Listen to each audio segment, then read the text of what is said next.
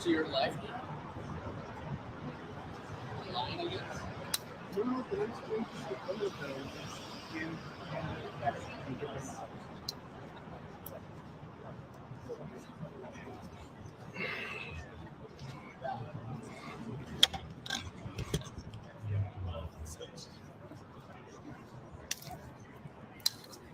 Is that relatively new?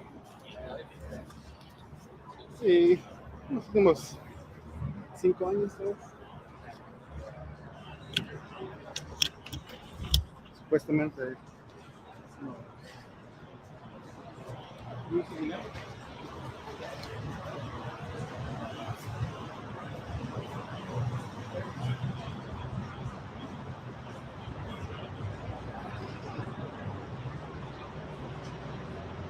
¿Cómo está?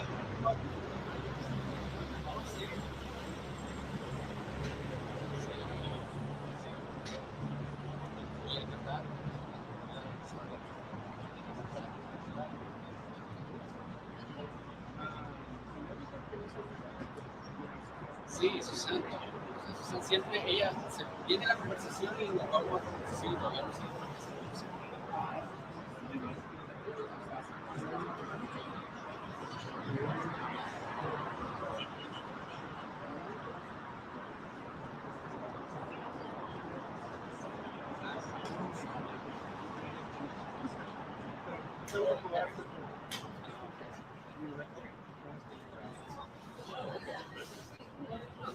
¿Tenía usted acceso?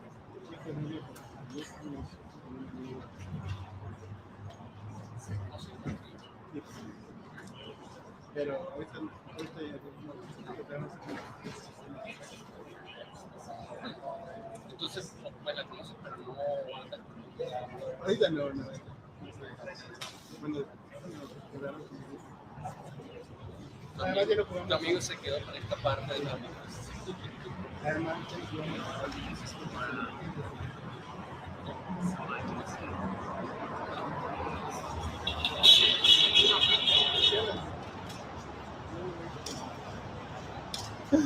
¿Cómo andas? Ahí de nuevo en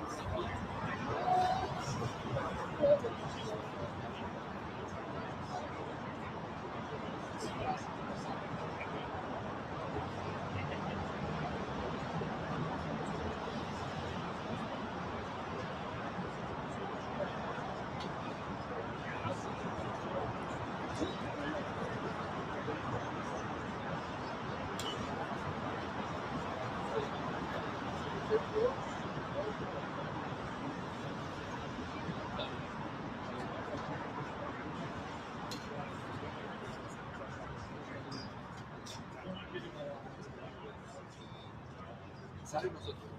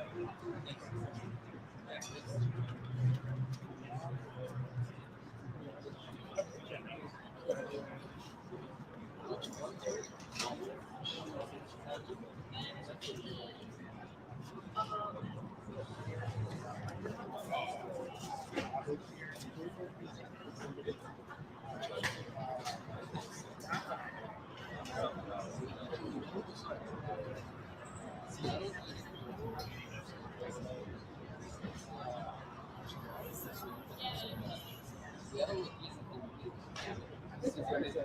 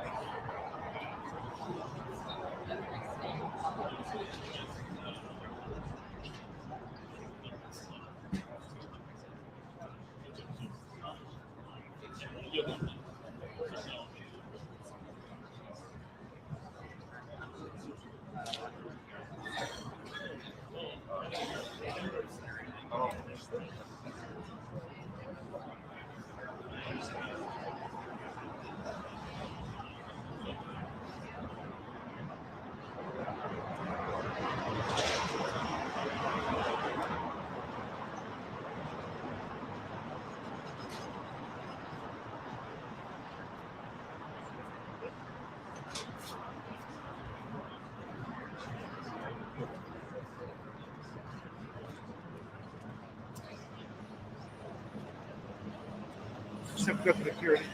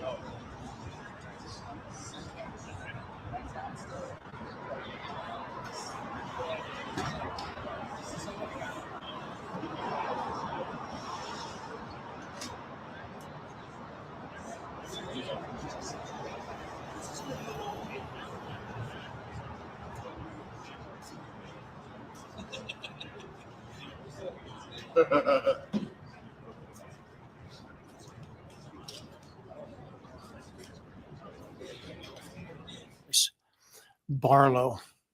The state is represented by Mr. Thompson, Ms. Jennings, Mr. Hurwitz, Mr. Nye, and Ms. Allen. This is the time set for sentencing in this case. The defendant previously entered a plea of guilty to 4 counts of first-degree murder and 1 count of felony burglary. In exchange, the parties stipulated to recommend a sentence consisting of, on burglary, 10 years fixed, on each of the 4 counts of first-degree murder, life fixed. The parties waived pre-sentence investigation. To my understanding, neither party submitted a sentencing memorandum or other materials for the court.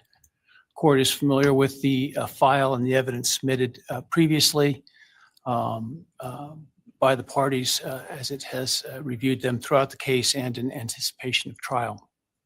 Is there any legal cause why sentence should not be imposed at this time?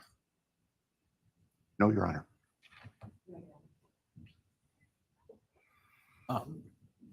Does the state, before impact statements and arguments, wish to present evidence today? Your Honor, the state does not intend to present evidence in a documentary sense. We have provided the court through the clerk with photographs that we would like to use during the course of our sentencing argument. Sure. All right. Thank you. But no testimony other than impact statements? That's correct, Your Honor. All right. So with that, let's start with then impact statements. Ms. Jennings will be introducing And my understanding, just so I'm clear, I indicated through the trial court administrator that we need to see if any of the victims wish to have the camera not running and audio only. And my understanding is all of them indicated they are fine with the video. Is that correct? Yes, Your Honor, that's correct. All right, very well. Go ahead, Ms. Jennings. Your Honor, the first, and we're taking these in the order, victim impact statements in the order that the charges were listed in the indictment. The first charge being burglary. So we will have Bethany Funka's statement, and she has asked that her friend Emily Allant read that statement. All right, any objection to that? All right, very well.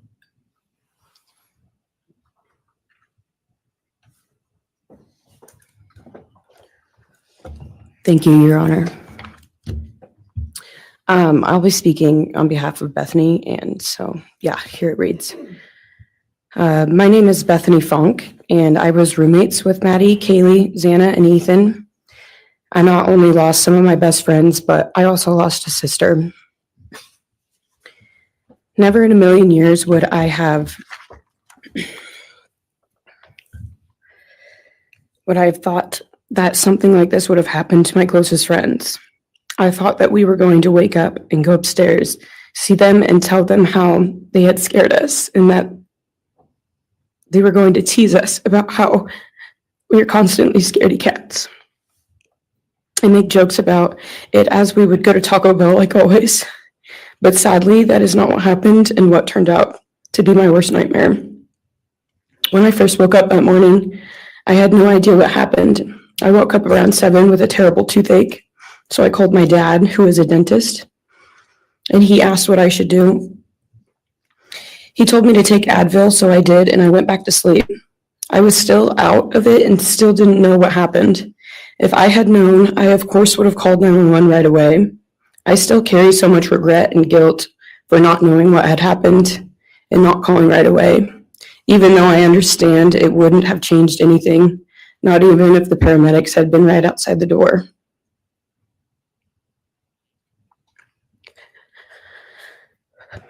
I was so frantic that morning and scared to death, not knowing what had happened. And when I made the 911 call, I couldn't even get out the words. And from then on, I don't remember a thing. It was like my brain wiped that whole memory. That was the worst day of my life. And I know it always will be.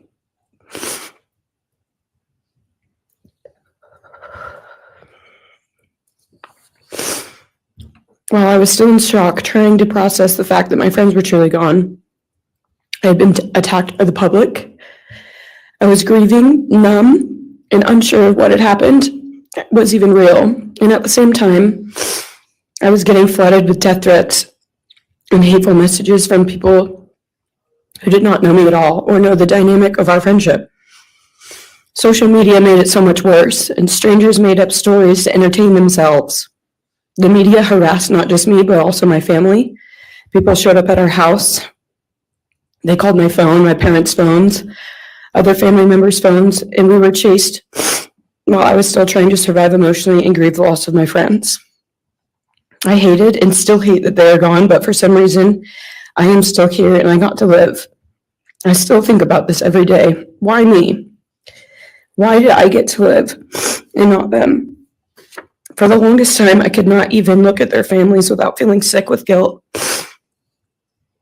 I did not know what to say or what to do. I was terrified that my presence just made their pain worse. And I was still here when their kid, their siblings and their friends, their loved ones should have been here instead. After everything happened, I was afraid to go into my own backyard or alone in my house. I was scared that the person who did this would come for me next. I was always scared that the media would try to catch me at any moment of any day, even when I was just walking around my house. I made my parents close all the blinds during the day so no one could see me even in the slightest chance. I barely left the house, and when I did, I made sure I was never alone. I slept in my parents' room for almost a year. I made them double lock every door, set an alarm, and still check everywhere in the room just in case someone was hiding. And I still check my room every night before, and I double lock it. I have not slept through a single night since this happened. I constantly wake up in panics, terrified. Someone is breaking in, or someone is here to hurt me, or I'm about to lose someone else that I love. The fear never really leaves. For a long time, I could barely get out of bed, but one day I realized I have to live for them. They did not get the chance to keep living, but I do, and I will not take that for granted. So now every day I remind myself to live for them, and everything I do it with them in mind. I am still scared to go out in public, but I force myself to do things because I know that they would want me to keep living my life to the fullest. I am beyond blessed to still be here, and I refuse to take that for granted when they did not get a chance. Our house was not just a house, it was a home. It was where we laughed till we couldn't breathe, make meals, did crafts, binge watch reality shows, played games, and spent lazy days on the couch. It was movie nights, wine nights, morning debriefs, pranks, hot chocolate, cookies, and warmth. I would cherish those memories forever, and I will not let what happened erase how special our home was or how much those memories meant to me.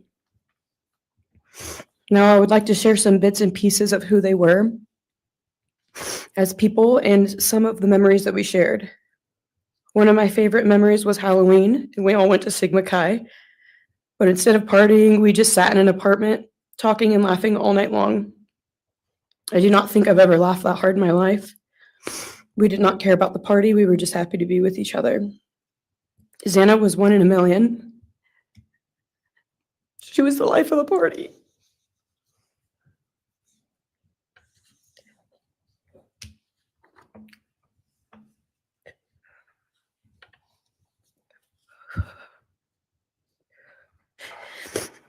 But she was also the kindest and funniest person I knew.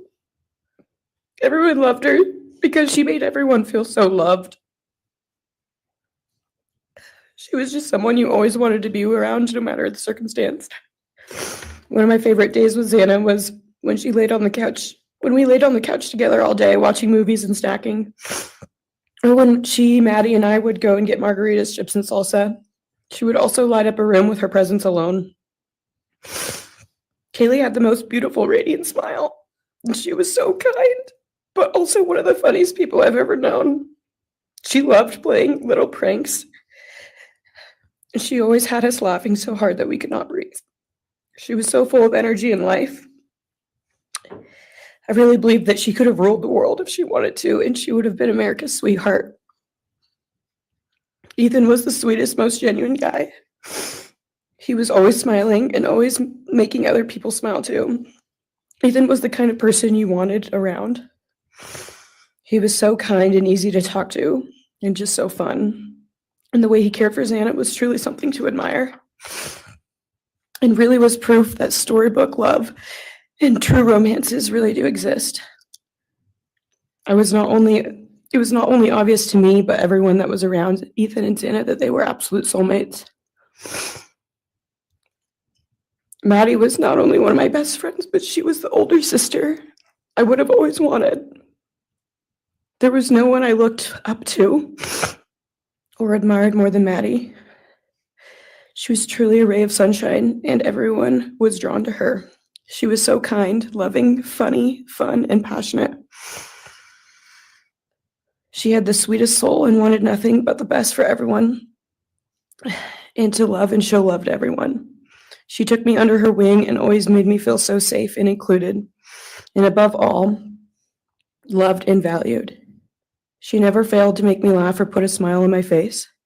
Still to this day, I am beyond grateful that she chose me to be her sorority little, and I thank God every day that I not only got to know her, but had her as one of my best friends. Honestly, I cannot pinpoint one favorite memory with Maddie because I have so many, and this would be a very long read if I did. But if some little memories with her that I cherish is when the two of us made a nice dinner and split some wine, or when we would binge watch Jersey Shore or Summer House.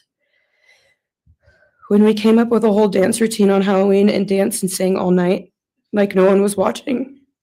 All the late night walks home from going out, and just little shopping trips and so much more.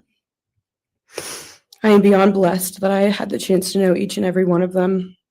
They changed my life in ways I would have never put into words.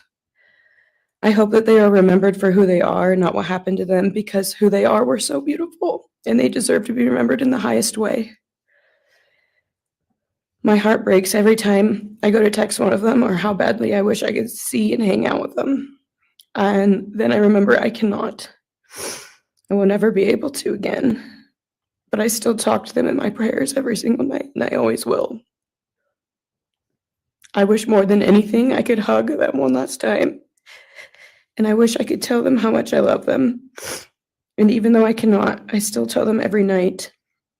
I will keep living for them as long as I am lucky enough to still be here. And they were all truly one of a kind, and they will be in our hearts forever and always. Thank you. And please convey to Bethany my appreciation for her courage, and I hope that she heals. Next is Dylan Mortensen. We're asking for some accommodations for Ms. Mortensen and that she be allowed to sit in my seat. Sure.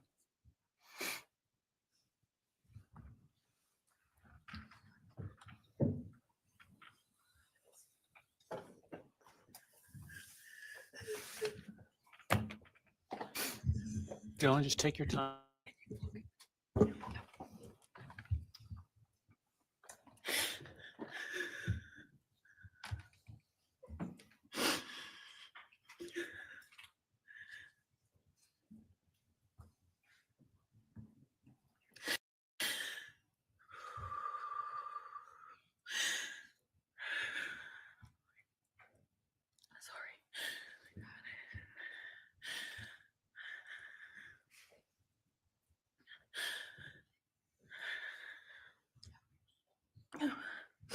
Thank you, Your Honor. What what happened that night changed everything. Because of him, 4 beautiful, genuine, compassionate people were taken from this world for no reason.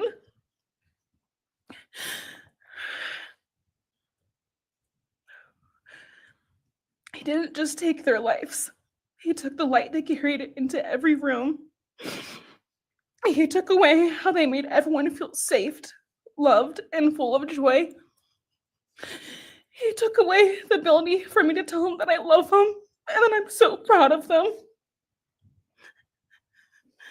He took away who they were becoming and the futures they were going to have. He took away birthdays, graduations, celebrations, and all the memories that we were supposed to make. All of it is gone.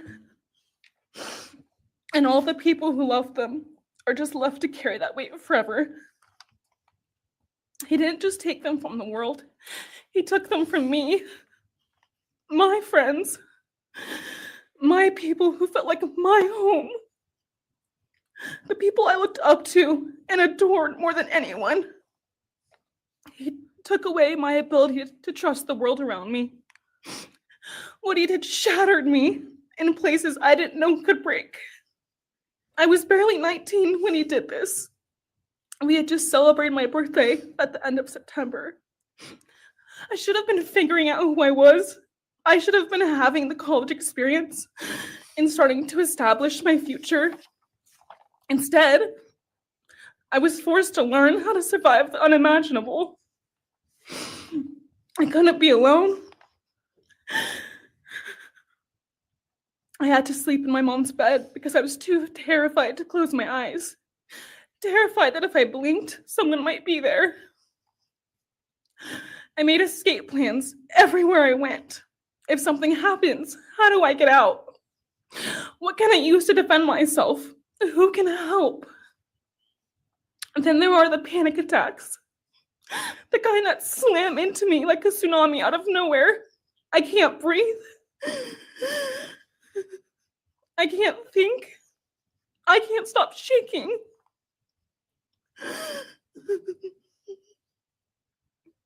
All I can do is scream because the emotional pain and the grief is too much to handle. My chest feels like it's caving in. Sometimes I drop to the floor with my heart racing, convinced something is very wrong. It's far beyond anxiety. It's my body reliving everything over and over again. My nervous system never got the message that it is over, and it won't let me forget what he did to them. People call me strong. They say I'm a survivor, but they don't see what my new reality looks like. They don't see the panic attacks, the hypervigilance, the exhaustion, the way I scan every room I enter, the way I flinch at sudden sounds. They don't know how heavy it is to carry so much pain and still be expected to keep going, and that's because of him. He stole parts of me I may never get back. He took the version of me who didn't constantly ask, what if it happens again? What if next time I don't survive?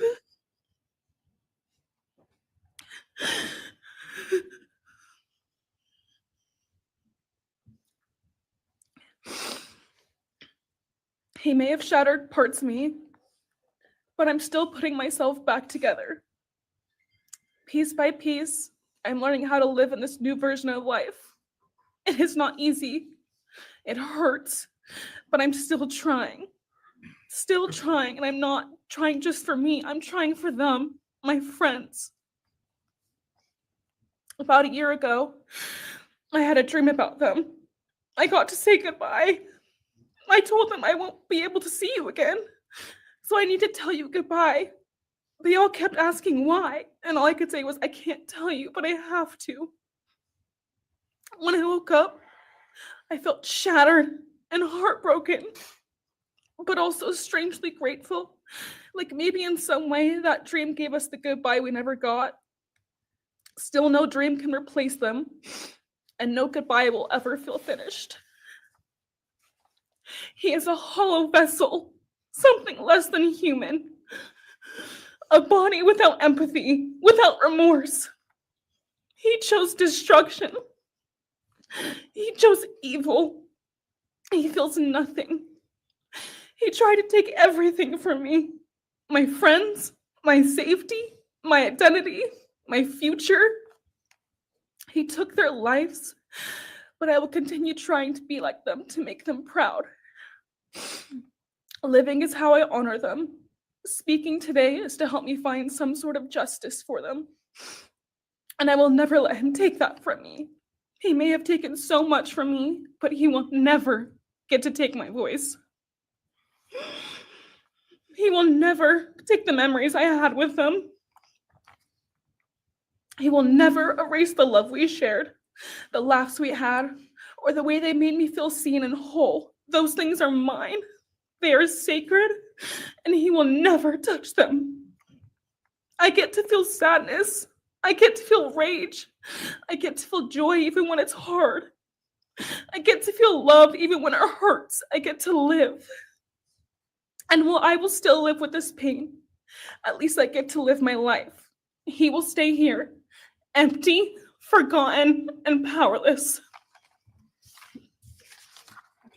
Jill, thank you so much for your courage. I appreciate it.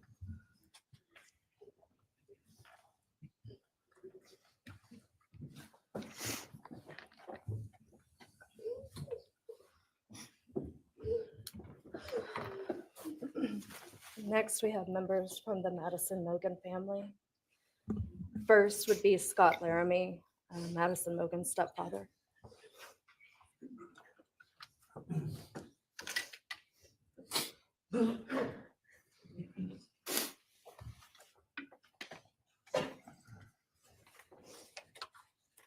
Standing by him is Karen Laramie, Madison's mother. Thank you, Your Honor. My name is Scott Laramie. I'm Maddie Mogen's stepfather and the husband of Maddie's mother, Karen Laramie. I will read this victim impact statement on behalf of Karen and myself. Maddie was our gift of life, our purpose, and our hope. Maddie quickly became Karen's joy, identity, and purpose in life. I joined Maddie's life when she was 2.5 years old. The experience transformed me into a life of joy, love, and family. Maddie was bright, beautiful, kind, empathic. She listened carefully to others and was observant, seeing and caring about the hearts and the minds of all she encountered. She loved music and music festivals. She had a wonderful sense of humor. She excelled in school. She was an easy child to raise, almost never requiring discipline, and almost always giving us parental joy. One time Karen remembers disciplining Maddie as a little girl. Maddie responded, "You broke my heart," which of course melted ours. She had a keen wit, even at that young age. As she transitioned into teenage years, she prioritized us and extended family over many of the distractions that capture teenagers. She showered us with her presence and love at family events, barbecues, picnics, birthdays, holidays, and others. She spent countless hours with her papa, her Uncle David, Aunt Nadine, and her other close family and friends.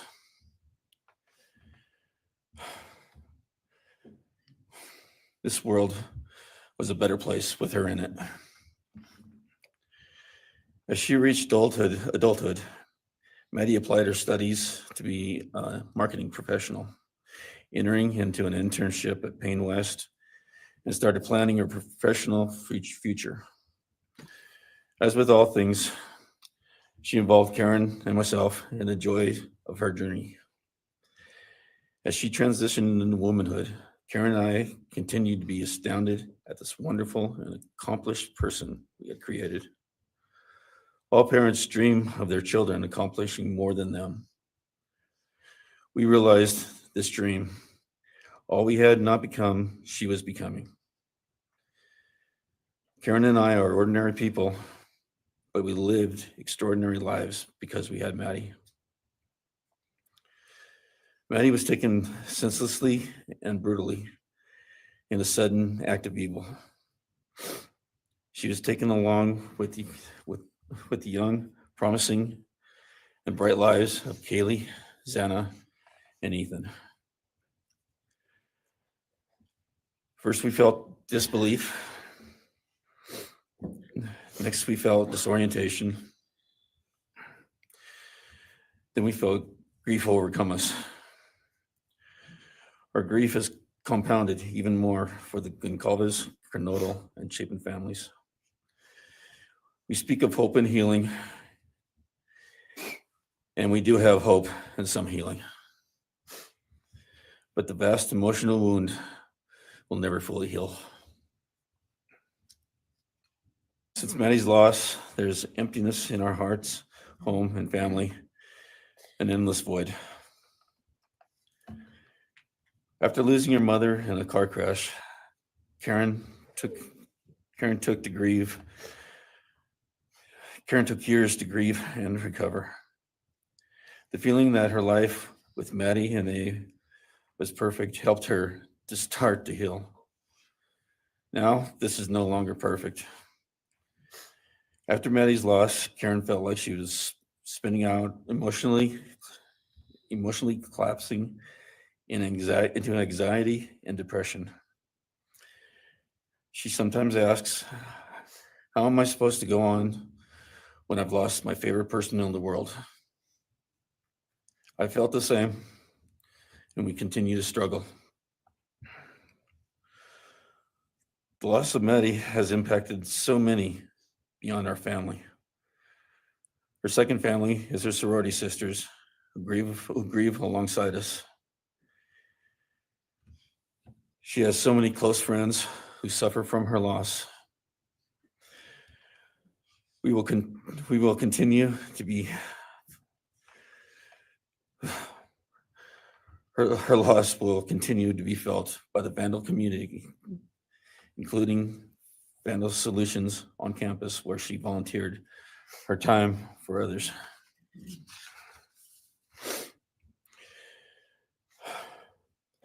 It helps us to know Maddie is in heaven now, freed from the trials of this earth. We, however, continue to live on without the grace and support of her presence. We will grow old without our only child, our bright, beautiful friend and daughter. In the end, there are no words that can accurately capture the devastation of losing Maddie. We will endure and we will go on. For Maddie, we will not let our grief consume us. For Maddie, we will continue to love and care for our family and friends, including the families of Kaylee, Xana, and Ethan. We will remain united with them. We can only hope that others out there suffering similar losses can look to us and see that we can overcome hatred, darkness, and evil. We know the law allows us to comment on the defendant and his sentence. As for his sentence, we support the plea agreement. Society needs to be protected against this evil. As for the defendant, we will not waste the words, nor will we fall into hatred and bitterness. Evil has many faces, and we now know this, but evil does not deserve our time and attention. We are done being victims. We are taking back our lives. We will turn our time, talents, and attention to hope, healing, and helping others and to the future. We invite all those who have suffered with us on this to join us in our journey. We can make this world a better place. We can move on from tragedy. Adversity will visit us, evil will visit us, but we will overcome. We can and will endure. Karen and I express our gratitude to Your Honor and to the prosecution team for allowing us the opportunity to make this statement. Thank you. Thank you so much for your courage, and I am so sorry for your loss. God bless. Your Honor.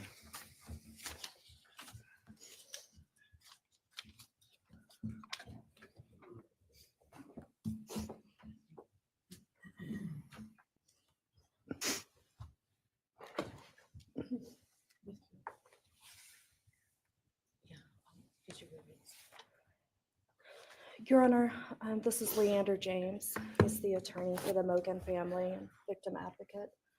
He'll be reading a statement for Karen Laramie. May it please the court, counsel. My name is Leander James. I am the pro bono counsel for Karen and Scott Laramie.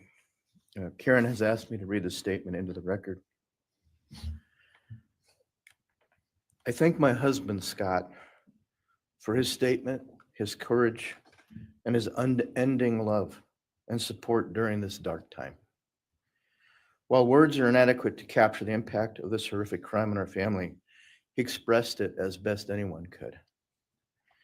For Maddie's sake, I will add my supplement statement that incorporates additional impact in the context of my extended family.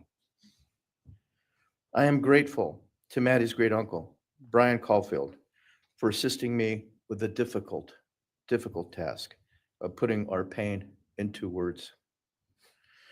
For me and my extended family, Maddie was our hope and our light. Her beauty, both outside and in, shone its light upon everyone with whom she came in contact. Her beauty, she carried that hope and light into the future for our entire family. We have memories of our Maddie and grief and pain at her being taken from our presence. Any one of us would have given our own light to have been outshone by hers. We now look to our Creator to know that her light continues where we look to see her in His presence. Those who commit evil for their own twisted gains and purposes truly defile the efforts and sacrifices of mothers, fathers, families, teachers, clergy, public servants, service members, and all those who commit themselves to the greater good, freedoms, and the future light of our nation. Condemnation falls heavily upon those who squandered the lives of our future hopes and dreams. Some may offer forgiveness for what the defendant has done. However, we cannot at this time, or perhaps ever, nor will we ask for mercy for what he has done. His acts are too heinous. The agony and grief he has caused, too great. But we will waste no further words or thoughts on him. For Maddie's sake, we will move on. We will do our best to carry Maddie's light into this world and make it a better place. I thank the court and the prosecution for allowing me the opportunity to make my statement. And I thank all those who have and will support my family and the families of Kaylee, Xana, and Ethan. Thank you. Thank you. Thank you, Mrs. Laramie. Appreciate it.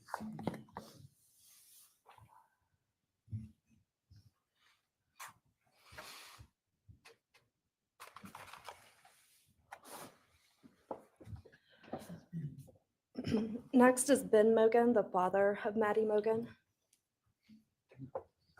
Yes, of course. Actually, Your Honor, it'll be Kim Cheeley, the grandmother of Maddie Mogen.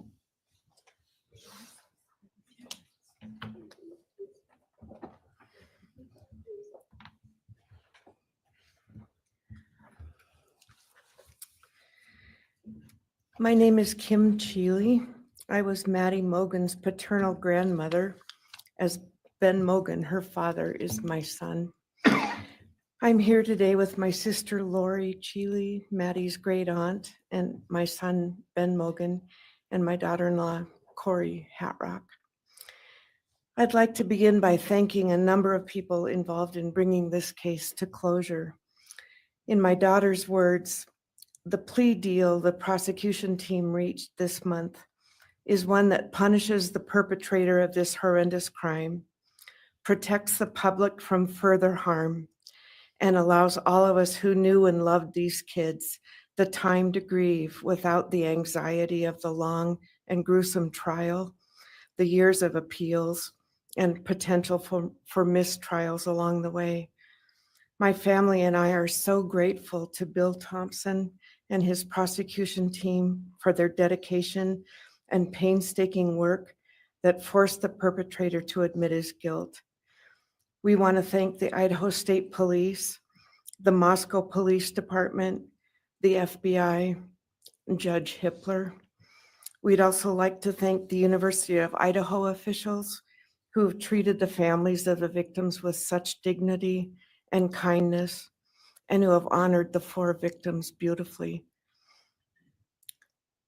Maddie was my first grandchild, so when she was born, all her grandparents had the distinct pleasure of deciding what we'd like to be called. I chose Nana, pretty original.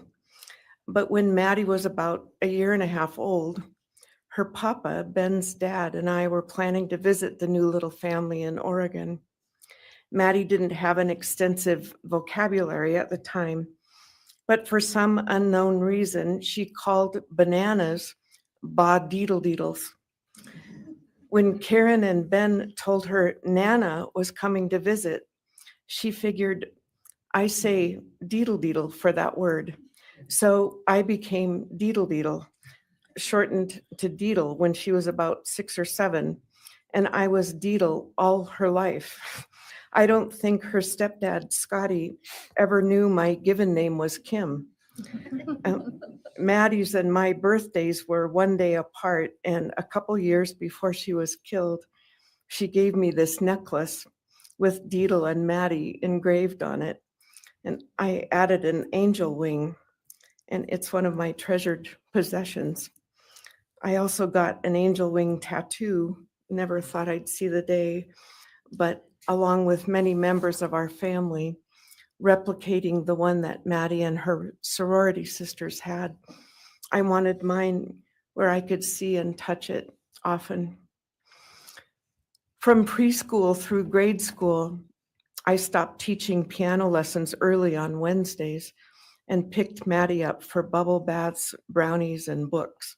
It was our special time together. And she went home those nights in her jammies with a pan of warm brownies for her family. Although Karen and Scotty raised Maddie and did such a lovely job of parenting, we Mogens were lucky to have her for holidays and many other family gatherings. We'll always have our treasured memories of Maddie growing up in our big extended cooperative family. And I thank Karen and Scotty Laramie for being so generous and open and sharing Maddie with her Mogen side of the family. When the 4 kids were murdered, the foundation fell out of our world. Initially, the fear was truly debilitating. The first 6 weeks were excruciating. Despite the vigils, memorials, candlelight gatherings of students, friends, family, community members. After the arrest in the past 2.5 years, my family has lived with grief, with the effects of traumatic grief, of which I was blissfully unaware before all of this. I now have a stack of books on grief. I've attended grief classes at hospice. I've tried EMDR, a technique that helps replace disturbing visions with something more comforting. My son, Ben, his two sisters, Maddie's aunts, and I have all experienced depression and anxiety and sleep disturbance, requiring medical intervention at times. We've all sought counseling off and on. The struggle with media attention was extremely difficult, especially for Ben. No one should live through the violent murder of one's child. Some days it's beyond me how the parents of these kids are still upright. I'm thankful for the strong families and communities that are supporting the survivors. At the time, I could think of only two blessings surrounding the horrific murders. One was that Ben was living with my partner Tom and me at the time, and that we could support each other emotionally through it all. Sadly, Tom died a year ago of a rare brain cancer, and he won't be here to see justice served. He was our family's rock, and we all miss him every day. A second blessing is that my mother died of COVID several months before the kids were killed, and she didn't have to live through the horror. It was difficult to identify blessings. So we've all lost our dear child and a future with her. I ache for the loss of the dreams that she and her true love, Jake, held. And my heart goes out to Karen and Scotty and your side of Maddie's family. You've had more than your share of loss. My heart aches for the kids' roommates and the families of the other victims, and also the family of the perpetrator.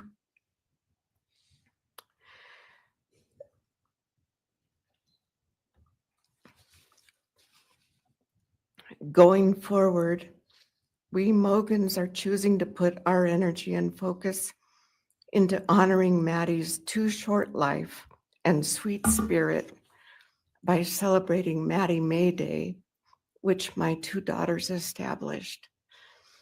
On May 25th each year, Maddie's birthday, we encourage folks to do random acts of kindness in Maddie's name. In my daughter Katie's words, may we all protect our peace in whatever way possible, unite in community, and focus on joy. Please do an act in kindness in Maddie's honor during this week, so a glimmer of Maddie's light may live on. Thank you. Thank you, and appreciate your courage, and bless you and your family. Thank you.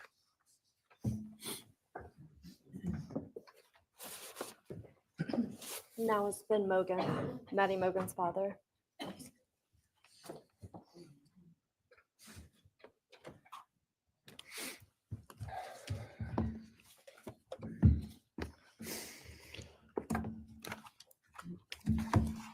I'm Benjamin Mogen and Maddie's dad. And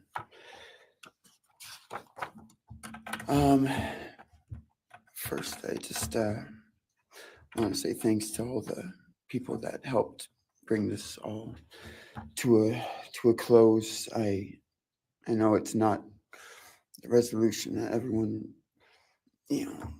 wanted, but I think that that everyone worked so hard, and we really appreciate all their efforts. It was such a hard thing to go through for everybody.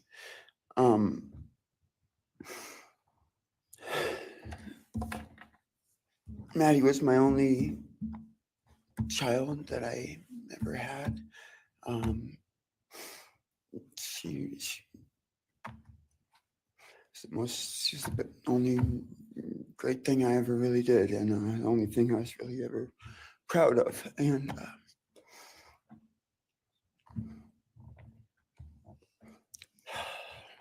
I thought we would have the rest of our lives together to be together and to know each other, and I took for granted the times, she was in college, and I thought, oh well, we'll have the rest of our lives to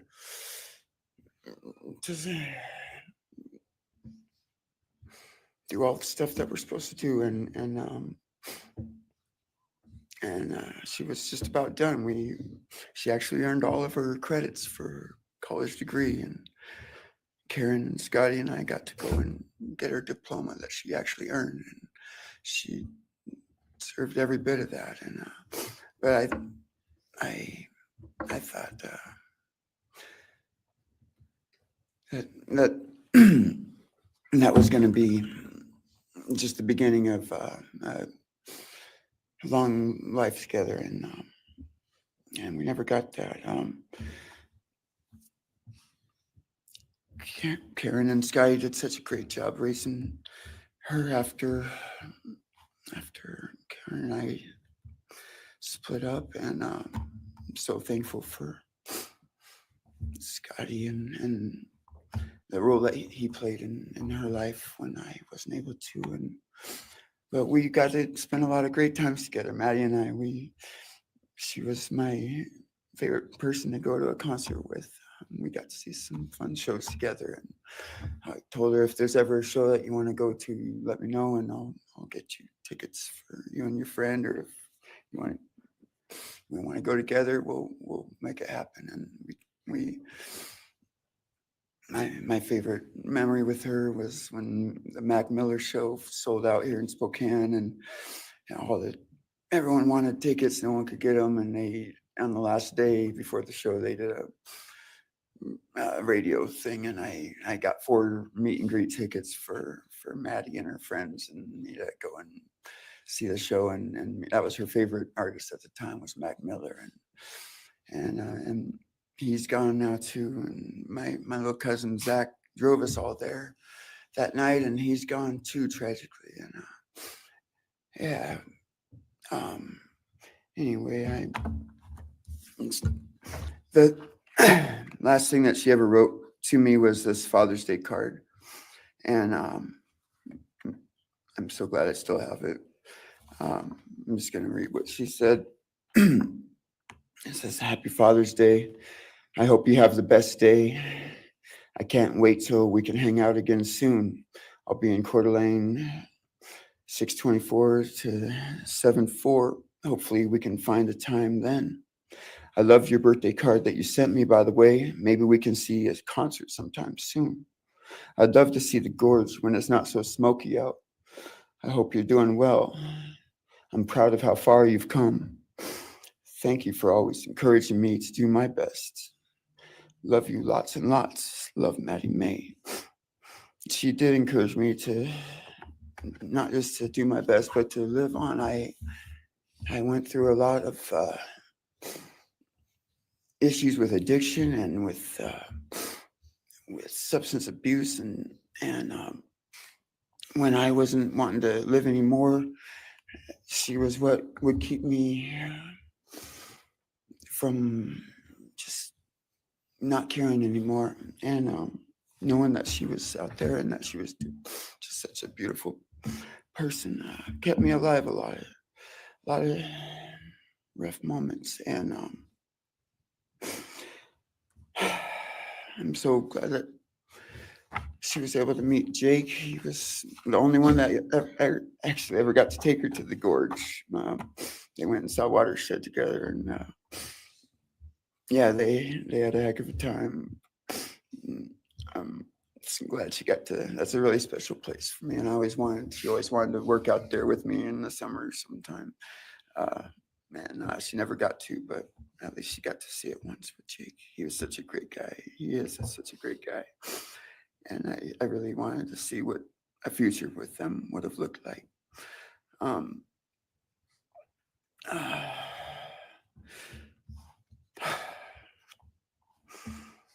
I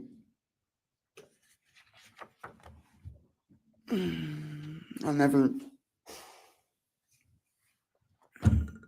I'll never be able to replace her. I wrote a bunch of stuff. I just don't know what to say right now. I just miss her so much, and I just love her more than anything. And it shouldn't have happened. And a death sentence is one thing. You know when it's going to happen, and it's going to be all gentle and stuff. But a life without parole, with a building full of people that all just want you to not be around anymore, and winking at every morning, not knowing if that's the day they're going to pull your card. I mean, it's not a very nice sentence either. So, I don't know. I just love you, Maddie, and I wish you were still here. Thank you so much.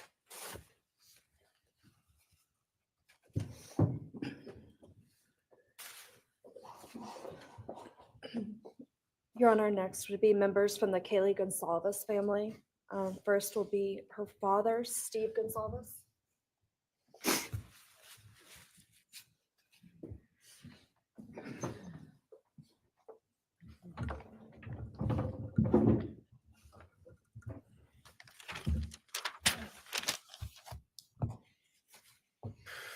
Today, we are here to finish what you started. Today, you've lost control. Today, we are here to prove to the world that you picked the wrong families. The wrong state, the wrong police officers, the wrong community. You tried to break our community apart. You tried to plant fear. You tried to divide us. You failed. Instead, your actions have united everyone in their disgust for you. I just learned from these lead investigators, to their shock, they worked in an investigation and actually worked with Pennsylvania police officers and the federal FBI. You united everyone. Everyone was united after you. None of us are divided. We are united in our disgust and our love for these children. Today, you have no name. Because when this all started, we all came together and we said, let's stop even talking about his name and just use initials. So even the media just calls you BK. That's all you are. Looking back when the police officers knocked on my door, told me what happened to my child, told me what happened to Maddie Mae, I don't think he was even out of the driveway before my kids turned around, looked at me and said, what do we do, Dad? I told them, you get to work. You get your ass to work. And we started calling, we started texting, we started emailing. And you know what? Within hours, we had your white car on the camera. We knew from the very beginning we had you. Police officers tell us within minutes, they had your DNA, like a calling card. You were that careless, that foolish, that stupid. Master degree, you're a joke, complete joke. But we took this disaster and we did what we could. We put everything online. We took our kids, we took our images, we took everything that they did, their videos, their photos, the girls' pranks, Ethan singing. We put it out there, we shared it with the world. And the world united.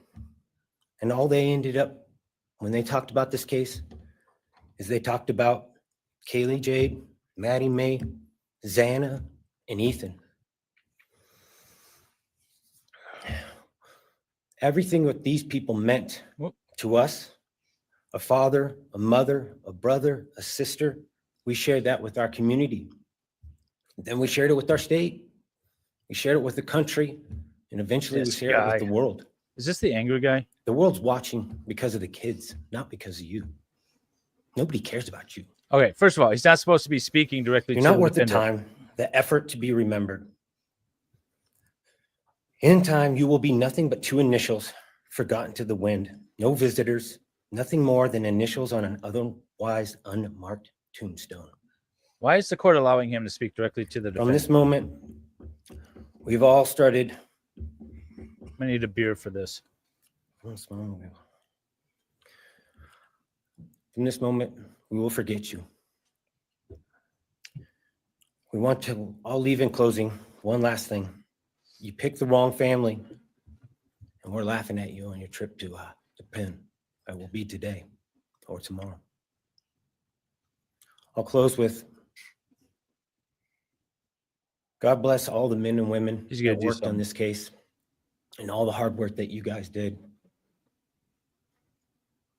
You guys allowed us to grieve and allowed us to get through this.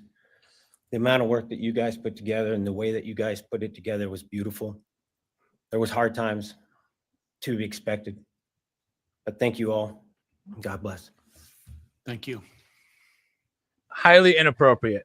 Should not be talking directly, but no one's stopping him. Your Honor, next is Stephen Goncalves, Kaylee's brother.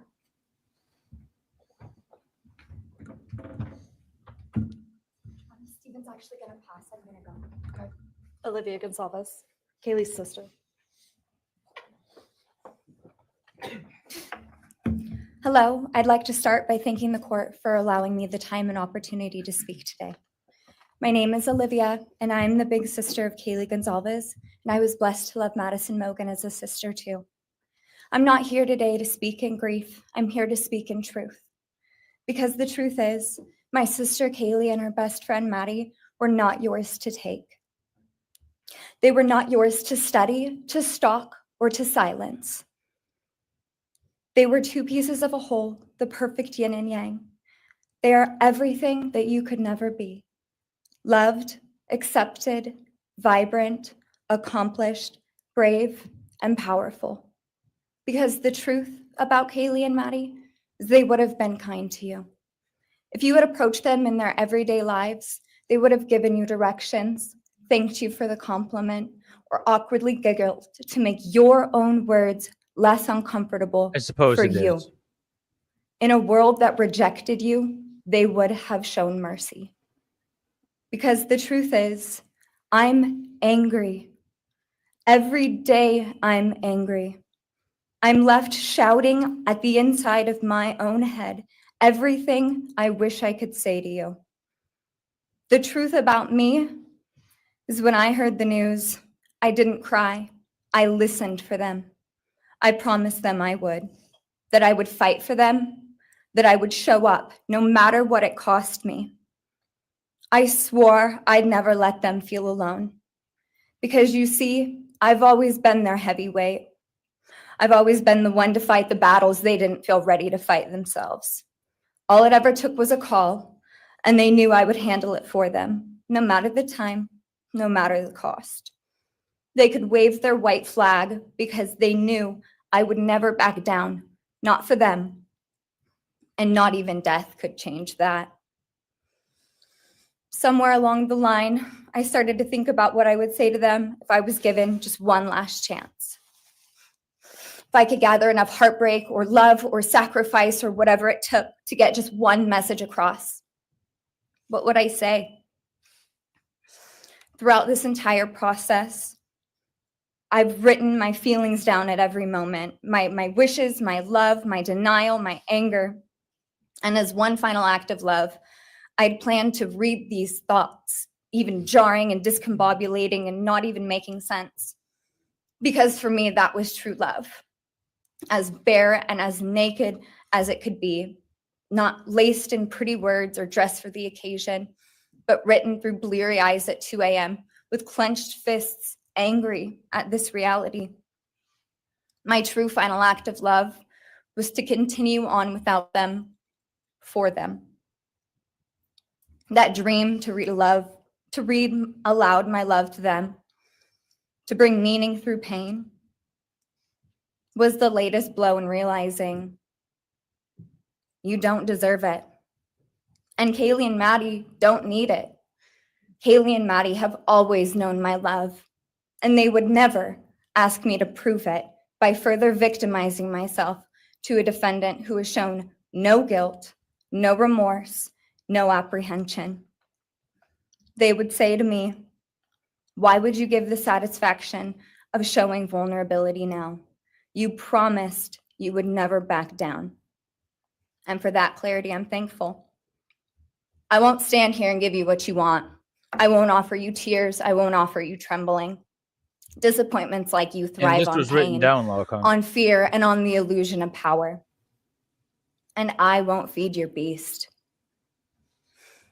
Instead, I will call you what you are: sociopath, psychopath, murderer.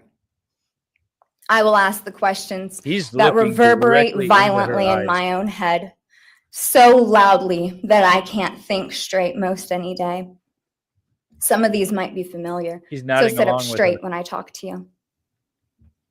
How was your life right before you murdered my sisters? Did you prepare for the crime before leaving your apartment? Please detail what you were thinking and feeling at He's this not going time. to. He's not going to. Why did you choose my sisters? Before making your move, did you approach my sisters? Detail what you were thinking and feeling. Before leaving their home, is there anything else you did? How does it feel to know the only thing you failed more miserably at than being a murderer is trying to be a rapper? Wait, what? Did you recently start trying to be a shaving rapper? or manually pulling out your eyebrows? Why November 13th? Did you truly think your Amazon purchase was untraceable because you used a gift card? How do you find it enjoyable to stargaze with such a severe case of visual snow? Where is the murder weapon? The clothes you wore that night? Probably Shaq's. What did you bring into the house with you? What was the second weapon you used on Kaylee? What were Kaylee's last words? Ooh. Please describe in detail the level of anxiety you must have felt when you heard the Bearcat pull up to your family home on December 30th, 2022. Which do you regret more? Returning to the crime scene 5 hours later, or never, ever going back to Moscow, not even once, after stalking them there for months? If you were really smart, do you think you'd be here right now? What's it like needing this much attention just to feel real? You're terrified of being I feel ordinary, like she's aren't you? presuming a few things. Do you feel anything at all? Or are you exactly what you always feared? Nothing. If you're so powerful, then why are you still hiding, defendant? You see, I'm here today as me. But who are you? Let's try to take off your mask and see. I feel like this is a spoken You word. didn't create poem. devastation. You revealed it in yourself. And that darkness you carry, that Okay. emptiness, you'll sit with it long after this is over. See, I knew That I'd say is your inappropriate sentence. things. And it was written on the wall long before you ever pled guilty. You didn't win. You just exposed yourself as the coward you are. Right? You're a delusional, pathetic, hypochondriac loser who thought you were so much smarter than everybody else. I have learned so much more about Bryan from this statement alone than anything else Constantly I've heard. scolding, turning your nose up to grammar mistakes, nitpicking and criticizing others. You wanted so badly to be different, to be special, to be better, to be deep, to be mysterious. You found yourself thinking you were better than everyone else, and you thought you could figure out the human psyche and see through it, all while tweaked out on heroin. Lurking in the shadows made you feel powerful because no one ever paid you any attention in the light. You thought you were exceptional, all because of a grade on a paper. 2 weapons. He wants You to thought be a you were rapper. elite because your online IQ test He's from a 2010 hypochondriac. told you so. So many new things. All of that effort just to seem important. It's desperate. There is a name for your condition, though. Your inflated ego just didn't allow you to see it. wannabe. You act like no one could ever understand your mind, but the truth is you're basic. You're a textbook case You're of insecurity basic? disguised as control. Your patterns are predictable. Your motives are shallow. You're You so are basic. not profound. You're pathetic. You aren't special or deep, not mysterious or exceptional. Don't ever get it twisted again. You're basic. No one is scared of you today. No one is intimidated by you. No one is impressed by you. No one thinks that you are important. You orchestrated this like you thought you You were think she's God. getting to him? Now look at you, begging a courtroom Make a for move, Bryan. scraps. You spent months preparing, and still all it took was my sister in a sheath. I feel like You he work is breathing so a little hard to seem heavier. dangerous, but real control doesn't have to prove itself. The truth is, the scariest part about you is how painfully average you turned out to be. The truth is, you're as dumb as they come. Maybe she's using the words that Stupid, clumsy, slow, sloppy, weak, dirty. maybe she knows these Let words me will be get to very him. clear. Don't ever try to convince yourself you mattered just because someone finally said your name out loud. I see through you. You want the truth? Here's the one you'll hate the most. If you hadn't attacked them in their sleep, in the middle of the night, like a pedophile, Kaylee would have kicked your fucking ass. Thank you. Thank you. She said a potty word. And it got applause. It got applause. No, you're supposed to be snapping, folks. You're in the courtroom. Snapping. That was a little poetry slam.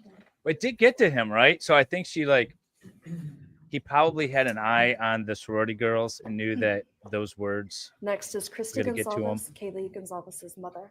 All right. So we think the mom's going to be kind of nasty. All right. Let's go. I don't know if she knows him, Sandra.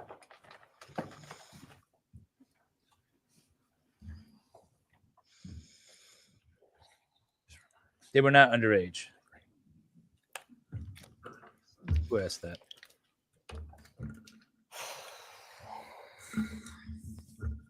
Yeah, I know. I learned so much Thank from you. her statement.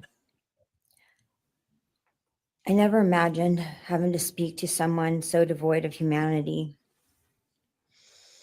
For a long time, I didn't think I'd find the words low enough to meet you where you are.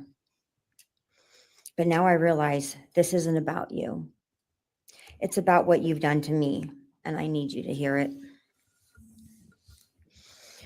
When you murdered my daughter, Kaylee Jade Gonzalez, you didn't just take her life, you shattered others. You attacked what you could never be, and in doing so, you left a trail of devastation far beyond that house. You stole my peace. You've altered my every waking moment, every sleepless night, the way I view the world, people, safety, trust. It's all been changed by your cruelty. I no longer recognize parts of myself. Joy is harder to find. Laughter feels foreign. The world moves forward, but I'm suspended in a place of sorrow and rage. You've taken from me something that can never be restored. The grief sits with me every day, some days quietly, and other days so loud it drowns out everything else. The emotional toll you've inflicted on me is immeasurable. I live with a constant ache, with birthdays that are now memorials, with holidays that feel hollow, with empty I don't think chairs he's that innocent. scream louder than words ever could. I am forever changed. But for you, as a person working on a PhD in criminal will hate justice, it. you really didn't think this one through. You're not that good. In fact, you're not that good at anything. You couldn't secure a job. You couldn't get along with others. You couldn't even get a female to look in your direction. All because you are pathetic. This is such an angry family. Now you're a joke in this courtroom. It's not I good wish I for could them. have crowned. I wish I could crown you with a jester hat to complete your orange jumpsuit clown look. A dead killer doesn't kill again. So while I'm disappointed the firing squad won't get to take their shots at you, I'm confident that the men in prison will have their way with you in more ways than one. I don't think so. You will finally get what you wanted, physical touch. Just probably not how you were expecting it. That's true, Fox. But So they you need haven't beat therapy. the system. You've simply entered a new one where the rules are cruel and the consequences will never end.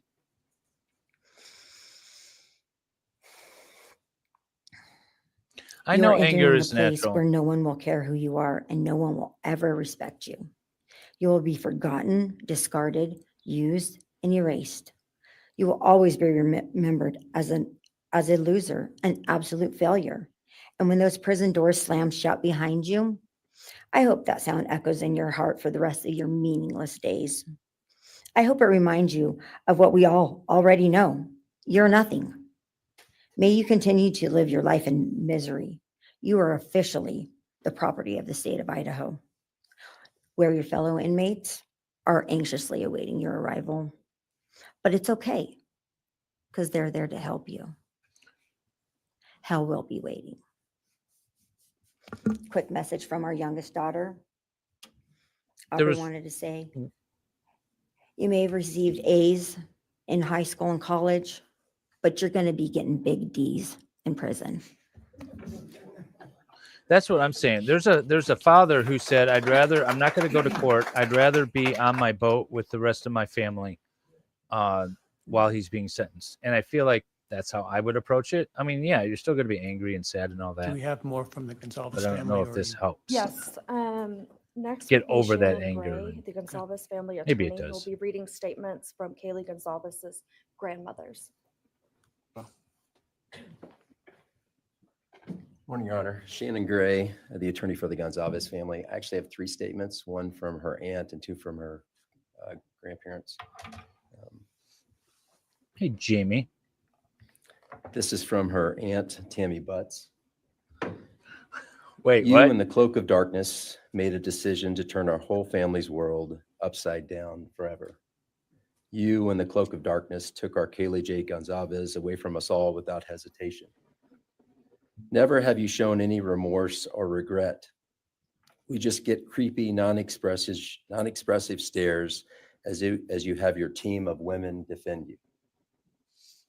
Kaylee was a strong, kind, fun-loving, caring person, and she will greatly be missed by all her family and friends for the rest of our lives. What was with the team of women defending? She had goals in life that you took from her and us. We lose on watching her enjoying her life, working hard and building the future she wanted. She was ready to start that after college life. You in the cloak of darkness took it all away. Yeah, you caught that. You left us without her future wedding, her future children that she would have added to our family. No more talking to her on the phone, going for a coffee, celebrating holidays. It's all gone. You in the cloak of darkness gave each and every one of Kaylee's family members their own lifetime sentence.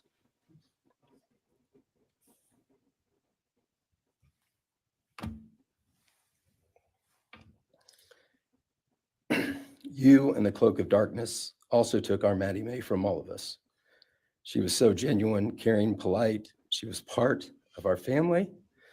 You came in, harmed our children that were younger women than you in their own beds. You're nothing, you're a coward. This is a written It's statement not right that you have received life. of one of the victim's grandmothers. I I pray that forget you the name. meet your end in the cloak of darkness. Something burn in Butts hell. is the name of the grandmother. I have 2 other statements, Your Honor. And thank you, Zach, for the $1.99 super chat.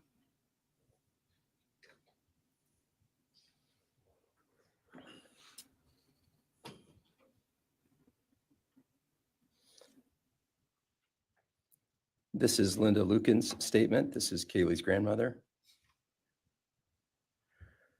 I really don't know how to address something so inhumane, but I will try. Nothing in the past 2.5 years has made any sense. All I get is you cowardly went into a home at night, filled with what I'm sure you thought was all sleeping girls, and went on a vicious killing spree for no other reason but to appease your demonic urges. You took my granddaughter Kaylee from us, plus 3 other beautiful lives.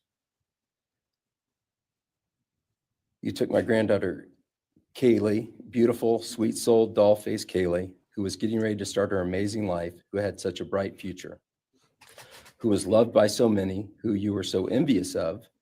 She had a life you could never have. You are so beyond human. You're definitely a demon from hell.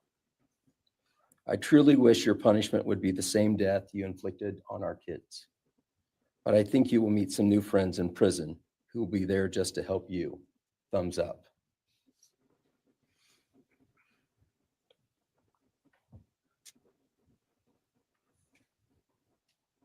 Yeah, but Bundy was a lot more One last successful. statement, Your Honor. And why are the media calling it a This is perfect from Cheryl crime? Gonzalez, Obviously, it wasn't Kaylee's other perfect. He got grandmother. caught. John 1:5 says, light shines in the darkness, and the darkness overcomes it not. Somewhere in your life, some jealousy, envy, ego, something went dark. It pushed out all light until you became dark and evil.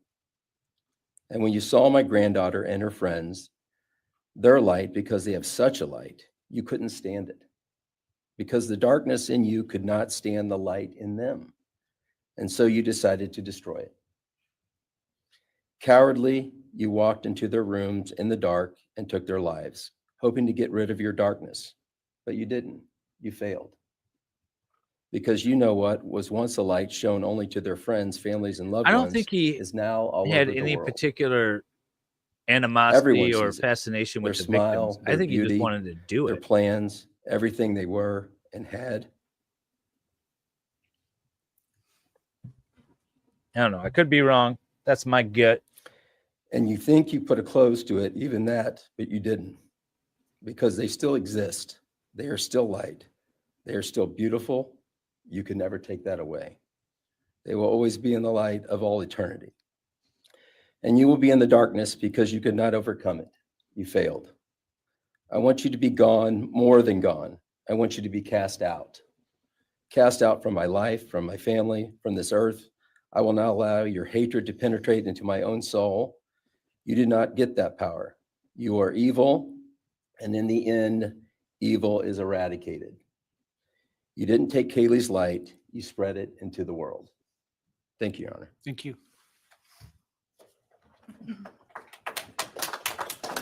Why are they clapping? If the are you moving to a different family now? All right, why don't we take a 10-minute recess? All right. Yeah, that's what I think. I think he just wanted to see if he could commit the crime and get away with it. There we go. I don't think he had. I mean, he might have stalked the people, but like you stalk a prey, or like you stalk a deer. I guess if you're deer hunting, right? You kind of need to set up the blind and follow them around and figure out where they are and what their goings on are and things like that. I think that's to the extent that he stalked them. I don't think he had any particular fascination with these individual defendants. The clapping needs to stop. I agree. It's not appropriate in the courtroom. They also shouldn't be directing their statements to the defendant, although I don't know Idaho law. So maybe it's allowed, but it would be like rare to direct statements directly to the defendant. Maybe that's part of what he wants to take a 10-minute recess for. Maybe he wants to instruct everybody, but I feel like he'd do that on the record. I don't know. Maybe because didn't the clapping wasn't quite listening early on. I was in court, but I didn't hear clapping. Was there clapping throughout after every statement from the beginning? I thought the first time I heard it was after that family. Wishing prison justice. See, this the thing is, everyone is a legal expert, jailhouse attorney, right? Everyone's got an opinion, but this guy has the academic credentials to back it up. So I think he'll be sort of an academic or a jailhouse attorney. I don't think he's going to get a ton of hate. He's not a child killer, although they were young. I don't think he's going to get a ton of hate. Let's see here. But welcome, everybody. Welcome. I don't know how long I'm going to be able to sit here and entertain you. I'm going to keep the stream going. I do have work. I was in court. I had 2 hearings this morning. I got to file an order. I got to follow up with a bunch of other stuff. And so I don't know if I'm going to actually be able to sit here the whole time and comment, but I wanted to at least a little bit. So to entertain you all, I guess, to some extent. Clap after. Who claps after a movie? Do some people clap after movies? You know, the director and the actors aren't there to see you're clapping in the theater, right? You think he wanted to prove that he was smarter than everyone else? Possibly. So that one sister, the basic sister, it was definitely a what is it called? Slam poetry sort of approach. But he was sort of twitching a bit during it. And so maybe she knew the right words to get to him. That was quite interesting, actually. I know Hella at Excited Utterance is going to stream this later, and I want her to focus on that particular victim impact statement. I want to see what she thinks. I think she'll hate it, but I really kind of want to know what she thinks. Is clapping a white people thing? What? It's a white people thing? I don't know. I kind of think it's not. I kind of think it might be a black person thing, but I don't know. Clapped after Titanic? Oh my God, some Irish. So disappointed in you. I might have to remove your wrench for that one. I might have to. Kaylee would kick his ass comment. That was pretty good. He was twitching, though. If we go back, he was twitching. I was watching him on the bigger screen, and he was starting to breathe a little heavier. His head was jerking a little bit. Ever been on a plane? Ban her for life. Yeah, I know. Yeah, you can't take that back. You can't take that back now and say I was kidding. No. You got called out on that, rightfully so.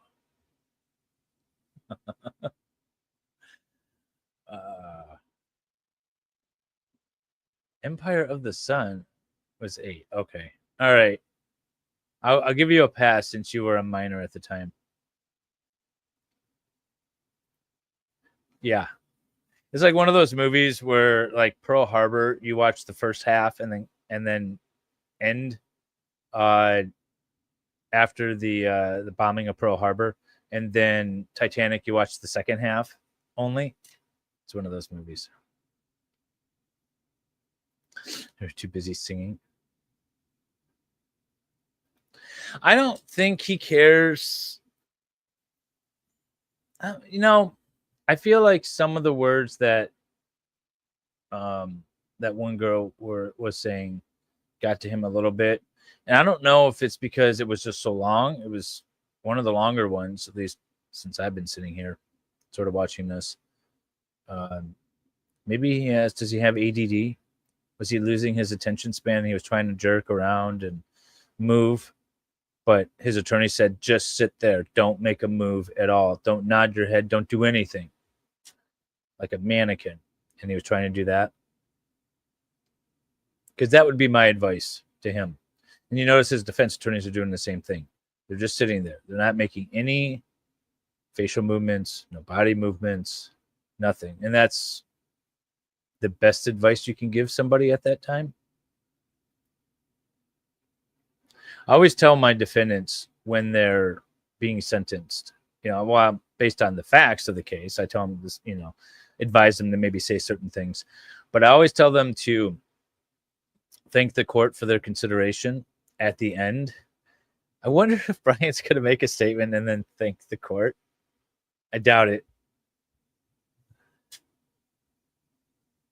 He doesn't want to be seen as weak or clumsy. I don't know. Something's going on in there. I'm going to assume he's guilty because he pled to a really serious crime with a lot of time as punishment. So I'm going to assume he's guilty because you don't just kind of plead to that stuff. So if he truly is guilty, he's got something going on. If he did this.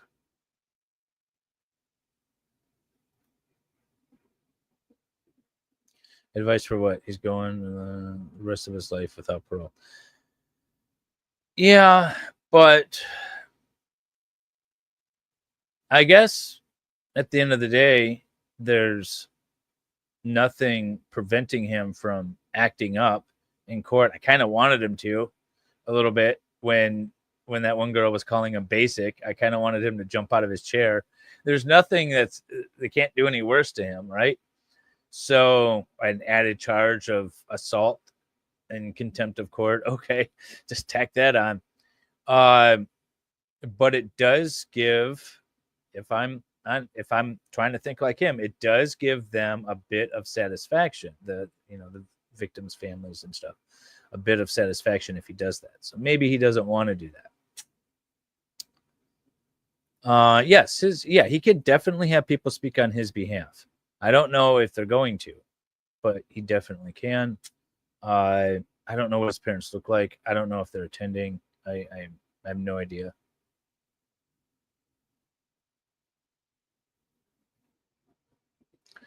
I think he thought he was smart. I think he thought, I agree with you, Fox. I think maybe he thought he could get away with all of this. Otherwise, I don't see a need to do it. There's still been nothing to establish that he knew these people or that they were wronged or he was wronged in some way by them. I think he just thought he could get away with it. And why not try?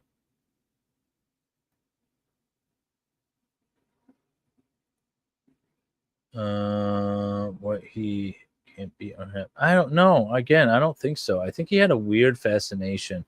There's a documentary on, is it Prime, where they talked to some of his teachers and some of his like he would do internships at police departments and things like that. And they're looking at it hindsight, of course, hindsight, right? But they're saying he wanted to dive into the mind of certain criminals doing kind of heinous crimes. And that's means one thing, I think, if you are legitimately going into a career where you're, fighting criminals or going after criminals. And it means something different if you end up murdering for people that you don't know.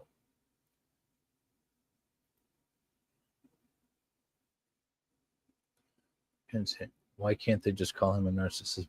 Because that's not enough words. They got to call him basic and a loser and a virgin and a hypochondriac. And I didn't know he was a hypochondriac. That's something new. I didn't know he had a weird spelling fetish or fascination, whatever you want to call it. We're assuming everything that girl said in her statement was true. He has a hot sister. There you go. Wait, Bryan has a hot sister? Dolly, get on that. Get on that. We need an interview with the hot sister. Because the guy had what Cronenberg wanted.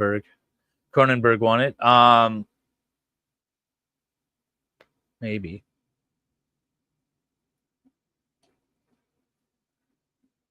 Grammar Yahtzee. I say fetish. When people correct grammar, I kind of do it too, but when they go above sort of the normal terminology to correct grammar, it's a fetish. It's just a fetish. That's all it is.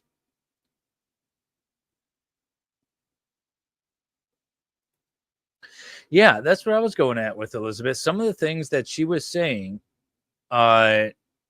made me think that she knew way more than we did. And I kind of wish we knew it all too. They're supposed to unseal the records, or they already have unsealed the records. He's going to do great in Gen Pop. He's going to be the Andy Dufresne of whatever prison system he's in. He's going to make friends. He's going to get roughed up a little bit, maybe taken to the darkened corner of the warehouse once or twice. But at the end of the day, he's going to be able to help everyone out because he's going to be the expert resident jailhouse lawyer. He'll find his way. He'll make a home of it. Yeah, and he won't be in there for a while. He's going to go to protective custody. Oh, he's going to join the European Brotherhood. Oh, you know what? That's what we need to do. Where's my? We got to put a poll up. What gang? I'm not going to put a poll up. Just chat away. What gang do you think Bryan's going to join in the prison system?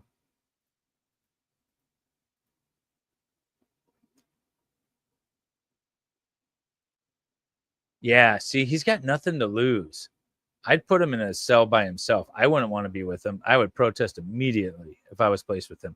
I visited a West Virginia prison that's shut down now, but they showed us one cell where this guy was in for life. And the cells are supposed to have 2 people per cell. And he kept murdering all of his cellmates. And he's like, well, what are you going to do to me? I want my cell by myself. If you keep sticking people in here, you can't sentence me to life twice. So he kept murdering them. He murdered like 3 of them until the prison decided, you know what, we'll just give him his own cell. The Latin Kings.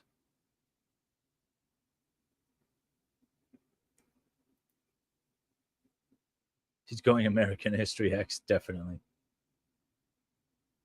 To the El Salvadorian tropical resort. So where we should send him. If he joins them, no, he's a citizen. So even if he joins MS-13, I don't think he's going to the tropical resort in El Salvador.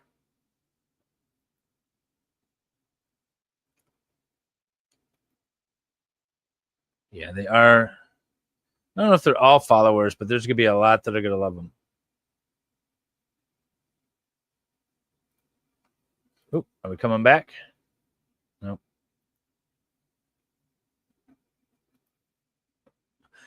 Yeah, okay. Go ahead, call Trump. Trump, what did Trump say? He wanted the judge to force Bryan to like admit what he did or something.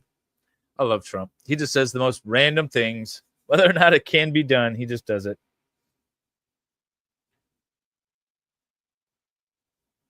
What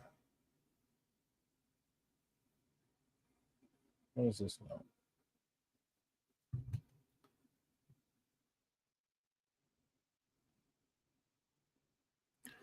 Oh, okay. Oh, I got so much work to do. I'm not going to be able to stay. I'm going to, when the court comes back, I'm going to hop off again. I'm going to keep the stream going, and I'll try to be in chat as much as I can, but I just have way too much work to do to stay here and jibber jabber with you all. Although it could be a lot of fun. How many people do we have? For 37 watching. Thank you very much for being here. Like and subscribe. Tell your friends that once in a while I stream. Let's see. I've seen people say he did at Elon.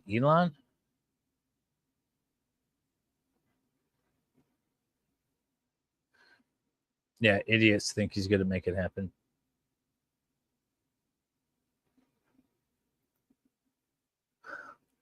Trump can do anything. He's a king, you know.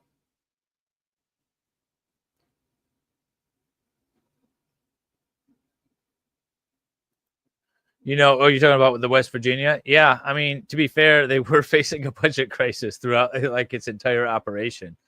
If you were a troublemaker, and they just didn't want to deal with you, then they would just go ahead and stick you in the cell with that lifer.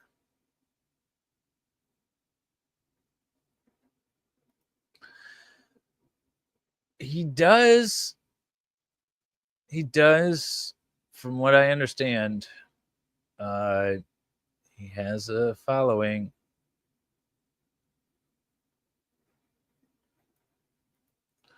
What happened to the sailing adventure? That's on my other channel, Dave. So all of my sailing stuff is on my other unrelated to law channel.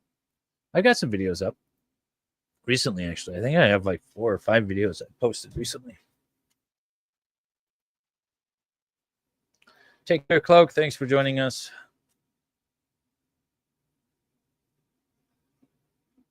You'd run for president?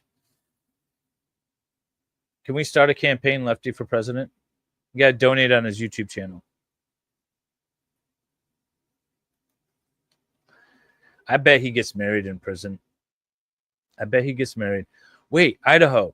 Dolly, look up. Does Idaho have conjugal visits? I know Arizona doesn't, and Dolly is very upset about that. But do they have conjugal visits in Idaho? Be seated. Oh, I'm not. All right, Ms. Jennings. Thank you, Your Honor. The next family is the family of Xana Kernodle, and first would be Jasmine Kernodle. All right, I'm going to leave you all. You guys have a good time. I'll be in chat.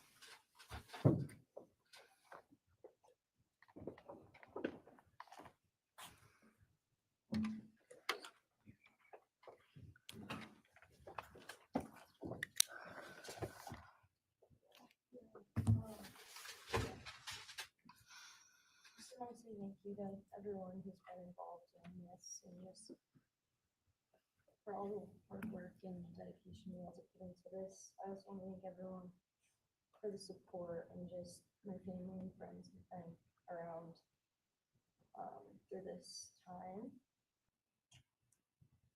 I went back and forth on whether to speak today because the truth is you don't deserve power over my feelings, my words, or me. Thank you. In the end, I realized this moment isn't about you. It's about justice for Xana, Ethan, Kaylee, and Maddie. It's about honoring the beautiful people they were and still are in God's eyes. On November 13th, 2022, a piece of my heart was ripped away. There's no way to ever fully describe the weight of losing my sister, my best friend. No sentence or punishment will ever come close to the justice Xana, Ethan, Kaylee, and Maddie deserve. Xana was everyone's best friend. She was kind, she was funny. She was a gift to each person she was able to make an impact on. Xana was someone I turned to when I needed direction or advice. Although I am her older sister, I often found myself looking up to her. She had a radiant energy that everyone loved, and she always knew the right way to approach a problem. She knew how precious and special life was, and she truly did live every day to the fullest. Yet her story was cut short by an act of evil. I believe in a God whose justice is not bound by this courtroom. I find peace knowing that judgment ultimately belongs to him. For your sake, I hope one day you feel the full weight of what you did. I hope you take accountability. I hope you truly experience the guilt and you surrender yourself to Jesus Christ. Because no punishment on this earth can ever compare to the isolation and pain of eternal separation from God. Xana deserved more. They all did. But I come here to say this. I am strong. I am brave. I'm a fighter, just like Xana. And you don't get to control how I move forward or what I believe. I walk with the comfort of knowing I will see my sister again. Xana didn't get the future she deserved. She won't be the maid of honor at my wedding, the cool aunt to my future children. I'll never hear her laugh or see her light up a room ever again. But I will carry her with me for the rest of my life. I will live in her honor, fight to be the best kind of woman and someone she's proud of, to make sure the world never forgets who she was. Xana's story doesn't end with what was taken from her.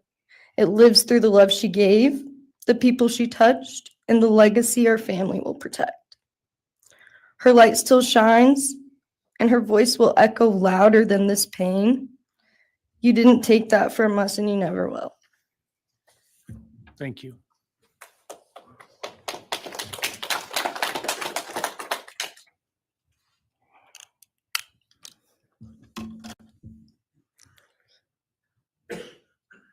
I just want to say before I start, I'm Xana's dad, Jeff Kernodle. It's been a hard road. down, because she's gone. And I want to thank everybody, other their families that's speaking so far, spoke about things. I agree with everything they have to say. It all comes back to a lot of the same things that I've had to deal with and we as a family have had to deal with. And that brings me, basis of what I'm talking about a little bit is on my way up here, flying up here in the plane and about halfway through the flight, this little girl is calling out for her dad. Hey, dad, dad, dad. And then in my mind, I was kind of half asleep. It's dark on the plane. I heard Xana calling out for me like she did, back when she was little, 5 years old. And those times were hard. It was chaotic, but we always had something to work toward that was in a positive direction, compared to right now, which is necessarily not as positive as that for sure. I know I miss Xana a lot. My life's been changed, and Xana had a great impact on me. And the impact was when she was gone, I realized how important she was and what she really did for me, influenced me, was way beyond what I ever thought. She'd call me up on the weekends, check on me, see who's with me. She's like accountability to your youngest daughter. And that really made a big difference. It made me really think about things and what it's all about, That's the things that I miss the most is those calls on the weekends, the calls at 11 at night. What's going on? You want to meet my friend? Whoever she's with, a couple of her friends, I can meet them, talk to them. And she always did that. And it's pretty cool. Pretty cool. I really miss that. And she made a big impact on me, on other people, her family. But the impact that she made is so extensive on what happened here. And it goes so far. People from everywhere in the world, are following things, and Xana has made a difference in their lives. So, countless people told me that they might not even know her. They never knew anything about her. It's what they see, and they just love her and say how they wish she could have been their friend. Could have been their friend, could hung out. And it's like, this is a blessing, this is the whole kid was. And definitely was a big blessing in my life. And so is Jasmine. And basically, we worked hard to do the things we did, through the times that we were growing up. And through those times, I realized that I wanted both of them to graduate college, and that'd be the ultimate thing for them to do to prepare for the world. Then it came back to me. Xana didn't get to finish college. He had it all figured out. And this all just came back to me when I was there, and that little girl was on the plane doing that. It's like where I was going, what I was going here for. And then I just realized and thought to myself about the wonderful life that she had and we had together. And I still get to have with Jasmine, but that's the part that really counted. It's the part that really counted is those memories. And those are what I have left, the memories with her and the ones I can make with her and the life that I can go on with now, which is what she wants. And I say that in present tense because that's what she wants, because I've been told that, I've been countless ways that she's out there and has a way to communicate, which I'm very grateful for.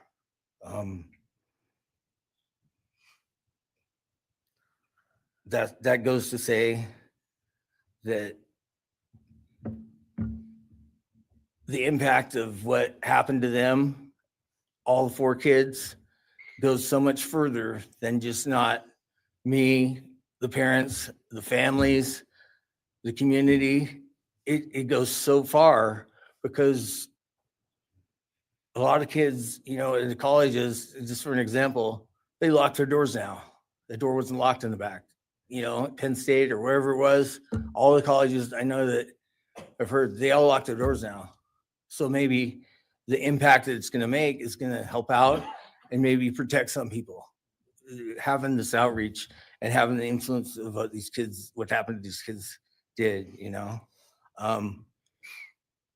All I know is I was 7 miles away when it happened, and she wasn't feeling that good. It was 11:30, and I almost went over to Xana's to say, and I would have been sitting right there in that couch, and you had to deal with me. So they would have had a chance, and I regret that. And I regret not going. But the reason why I didn't is because Xana said, "Don't be drinking and driving. You got the rental car. Don't be drinking and driving." You know, the week before that, so she was she would have been mad at me to do that. But I really wish I would have drunk and drove, you know, because they would have had a chance, all 4 of them. At this point, I just have to go on. We're going to go on with everything and make things better in my life, because that's what it's all about. I have closure in things. And the part that we miss is Xana, her influence, her smile, the things that she did. And we have the memories left, the great memories. And she just wants us to make more memories and not be sad or upset or shocked or taken for that, you know. And that's what we're going to do. We just have to. That's all I got. Thank you for your words and your courage, and bless your family.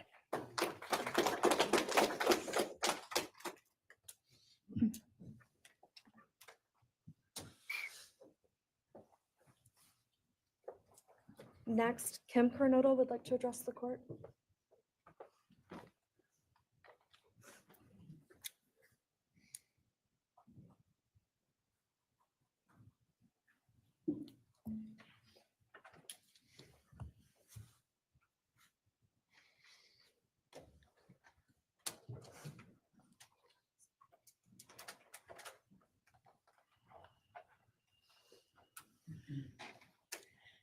Thank you, Your Honor. My name is Kim Kernodle. I am Xana's aunt. I was very blessed to have her in my life, in our family. And I thought I had everything in my head, what I wanted to say, but it kind of went out. And I'm always looking for the positive thing, because evil, hate can destroy people. And that's what it started doing with our family. It created anger with our family members. And then I had to look, because Xana was everything that the media, her friends said. She was that fun, loving, high-spirited, beautiful person. And I no longer get to get my nails done with her, have lunch with her.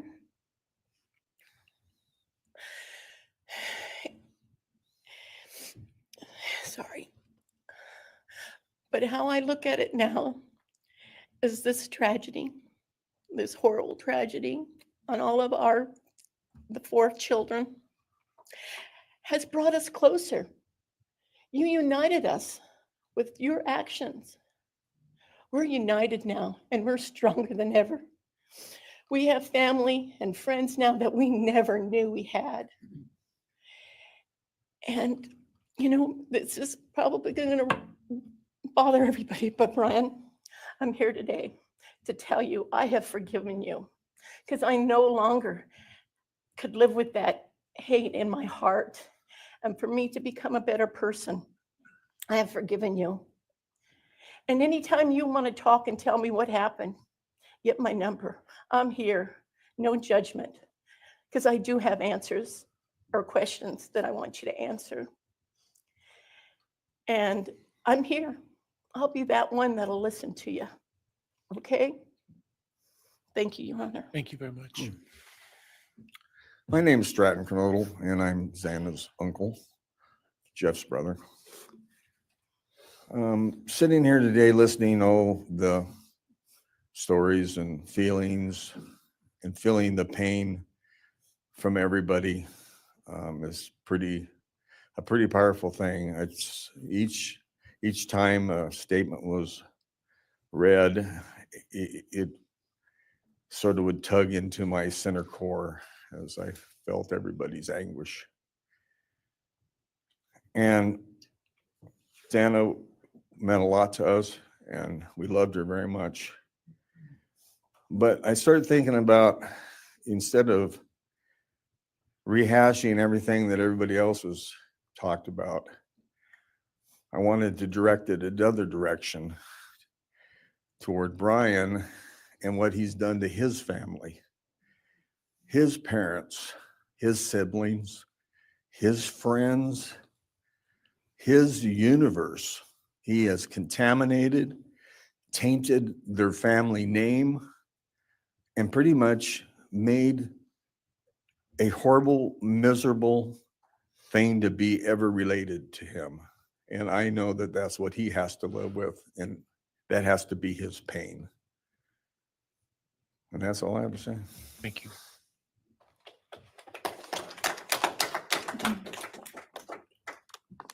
Next, Your Honor, I believe Randy Davis, stepfather to Xana Kernodle, would like to address the court.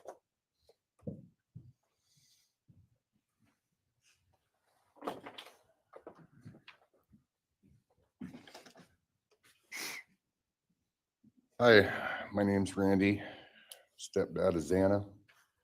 I just feel the same way we all do. All of us are united because of something that happened. And I'm grateful to know and have met some new family because of this awful event. But this is probably the last time we're all going to be in the same room together. Let's be real. So I can say, I love you all, and I feel your pain. And just God bless us all, just get through it. I had stuff wrote up. It was probably best I didn't read it out. Probably get kicked out of here. So, I'll share one thing to you guys, not to you, with Xana. So I was working in North Dakota and came home, and Jazzy and Xana had taken our son Elijah and put him in a dress, makeup, and it was awful. I was like, I don't know. She was funny. I told her she'd be in the movies and be somebody great one day like that. And now she is just above us as an angel with all the other beautiful kids. So let's hold that to our hearts, because this evil thing is not going to take nothing from us. You, man, I don't know what my limits are here, but I'm really struggling, dude. I am struggling. So I want to just be out in the woods with you, just so I can teach you about loss and pain. I love God. I wouldn't take your life. That's up to him. But I guarantee you, you are weak. God, I would just give a moment, man, 5 minutes out in the woods. Oh, man. Ooh. You're going to go to hell. I know people believe in other stuff. You're evil. There's no place for you in heaven. You took our children. You are going to suffer, man. I'm shaking because I want to reach out to you, but I hope you feel my energy, okay? Go to hell.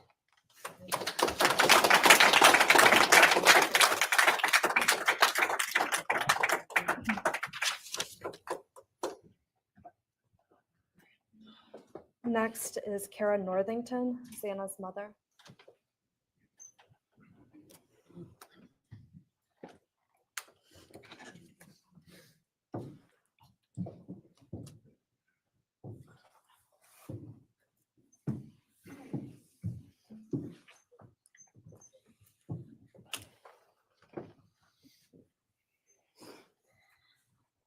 I'm Karen Northington. I am Xana Kernodle's mother. This letter is to you, really,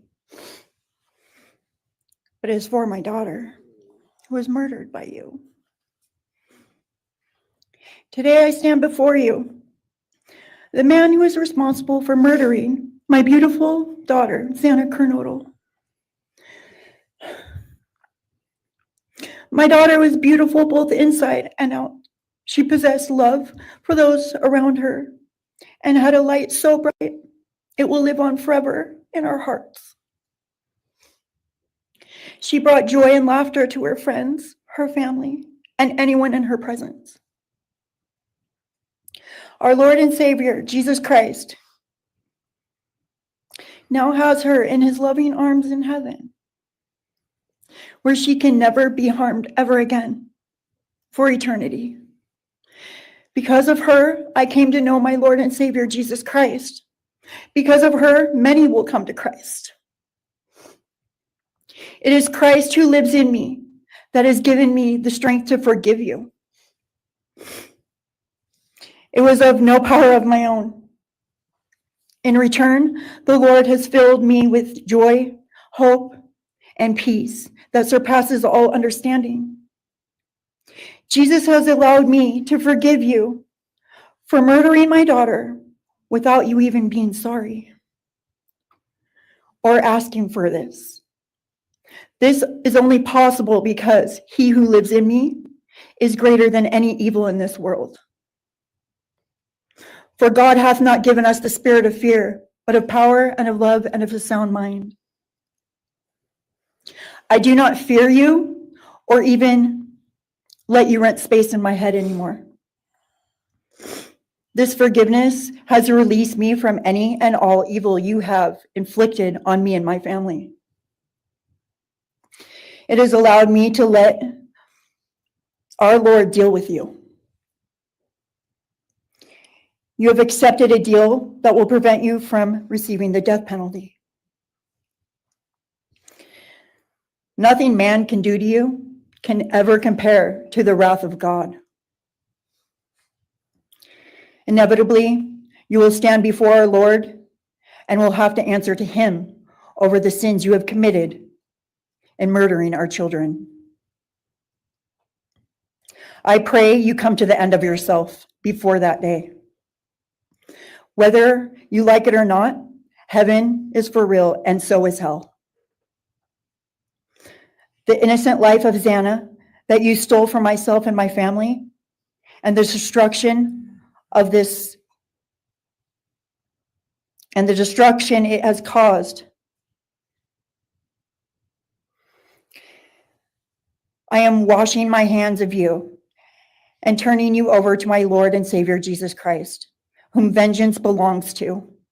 In closing, I want to read a passage from the Bible, Ephesians 6, King James Version. Finally, my brethren, be strong in the Lord and then in the power of his might. Put on the whole armor of God, that ye may be able to withstand the wiles of the devil. For we wrestle not against flesh and blood.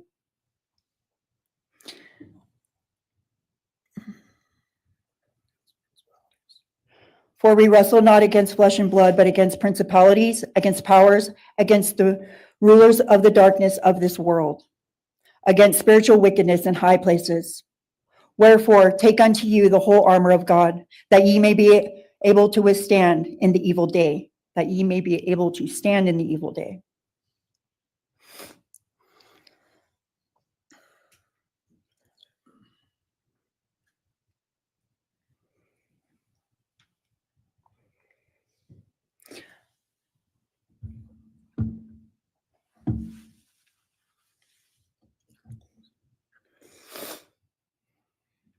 I'm not going to share memories of Xana or any more of the goodness of her with you, because I do not want that to be in your head.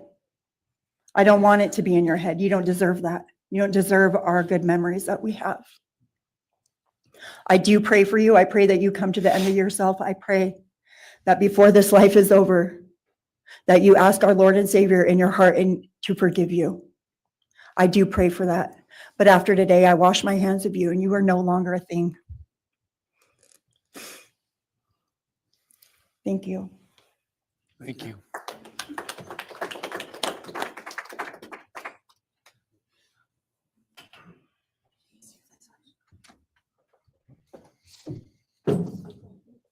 I don't believe the state has any other victim impact statements. Okay.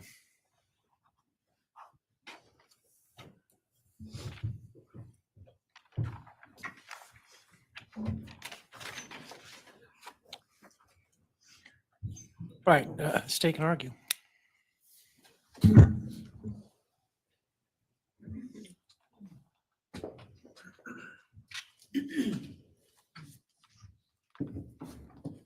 Thank you, Your Honor.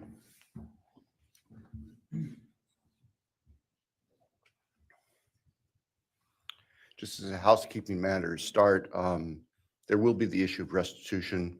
That is, the documentation is being gathered, and we ask the court would defer that for 30 days so we can present it in an orderly fashion and make sure it's comprehensive for everyone. Any objection to leaving restitution open in 60 days? All right. Thank you, Your Honor.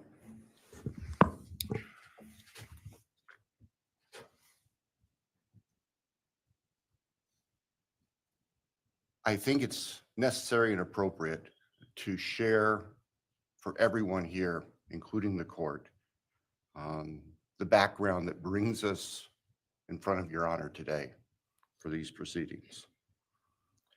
As the record reflects, and as everybody in this courtroom knows, the defendant has pleaded guilty to all 5 counts charged in the indictment. Under oath before Your Honor, he has admitted that the charges against him are true. He has reassured the court that he has not been coerced or threatened to make those admissions. And Your Honor did an extraordinary job in taking the pleas back on July 2nd. We appreciate the court's discipline and insight. The defendant has also waived appeal on the multitude of rulings from this court and Your Honor's predecessor in Latah County on dozens, literally dozens of motions seeking to dismiss the case, seeking to control or limit evidence, seeking to offer evidence that would not be appropriate. And we appreciate the court's consistent rulings based on the law, based on the facts. As Your Honor will recall, on June 18th, it's just really not that long ago, we appeared before this court for arguments on what became the defendant's final motions to this court. Motion where they wanted to offer evidence suggesting that other people were responsible for the defendant's actions, and the motion seeking essentially an indefinite continuance of the trial. It was readily apparent to all of us in the courtroom from Your Honor's comments that those motions were not going to be granted. So we returned to Moscow and continued with what we had been working on for months in preparation for trial. We had no qualms about going to trial if trial was what was necessary and appropriate. The following week after we were in court, we were approached by the defense with an inquiry about a possible plea. And I can tell the court this is the first suggestion ever that there was any consideration, because indeed the defense had maintained from the beginning that Mr. Kohberger, the defendant, was factually innocent. It's clear that the reality of the evidence and the case that had been investigated and prepared and that we were ready to present in court became a reality. Our reaction, among other things, was to reach out to all the families. And in fact, later that week, on Thursday and Friday of that last week of June, we met with representatives by teams, virtual meetings with representatives of all the families. And we talked about the status of the case and the upcoming trial and things that related to the trial. And we also let them know that there had been an inquiry about whether there might be an offer for a plea. And we asked the family members for their thoughts and feelings. And they were candid. And they have been candid since, and we respect that. And we understand, recognize, and acknowledge that there was a difference of opinion among representatives of the different families. We understand that. One of the challenges of this case, one of the unique things about this case is we have multiple victims, each unique unto themselves, their families and friends unique unto themselves, and all of them entitled to their opinions, all of them entitled to their thoughts. Over the following weekend, our prosecution team, very skilled attorneys who were personally as well as professionally deeply invested in this case, met.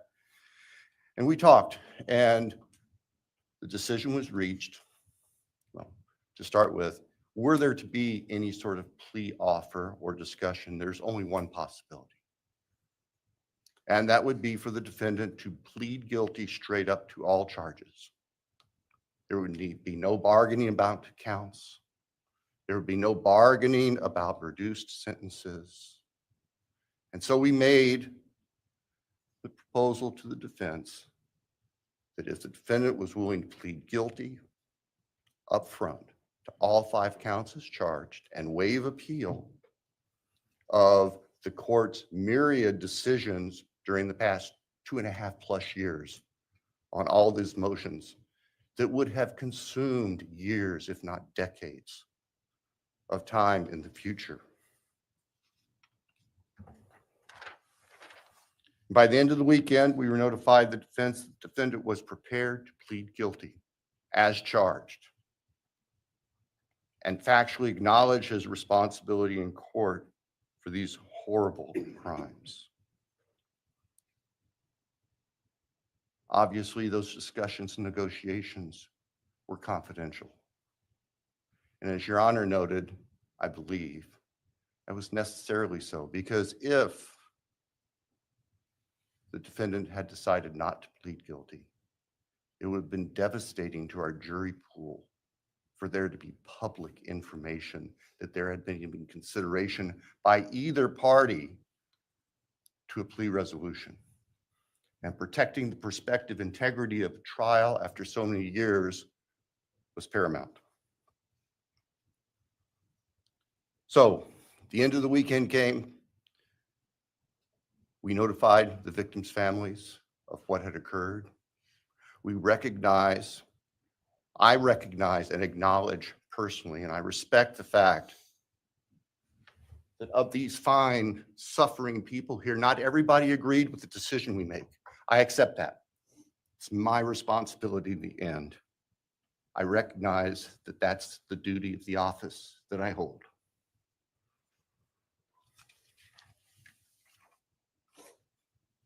So now,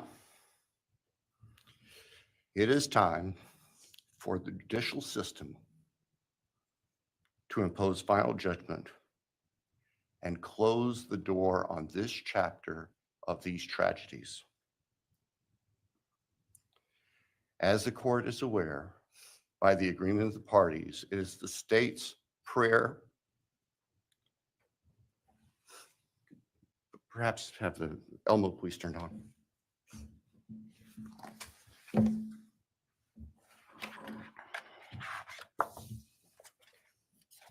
Thank you. That on count 1, the felony burglary, that the court sentenced the defendant to the maximum period of 10 years fixed in the custody of the Idaho Department of Correction.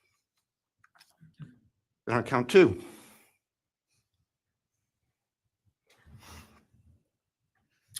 that the court sentenced the defendant to fixed life for the murder of Madison Mogen. On count 3, that the court sentence the defendant to fixed life for the murder of Kaylee Goncalves. On count 4, that the court sentence the defendant to fixed life for the murder of Xana Kernodle. On count 5, that the court sentence the defendant to fixed life for the murder of Ethan Chapin. And the state further prays that these sentences be ordered to run consecutively, back to back, not at the same time, to recognize and respect the unique individuality of each of these beautiful young people whose lives were taken brutally and for no reason.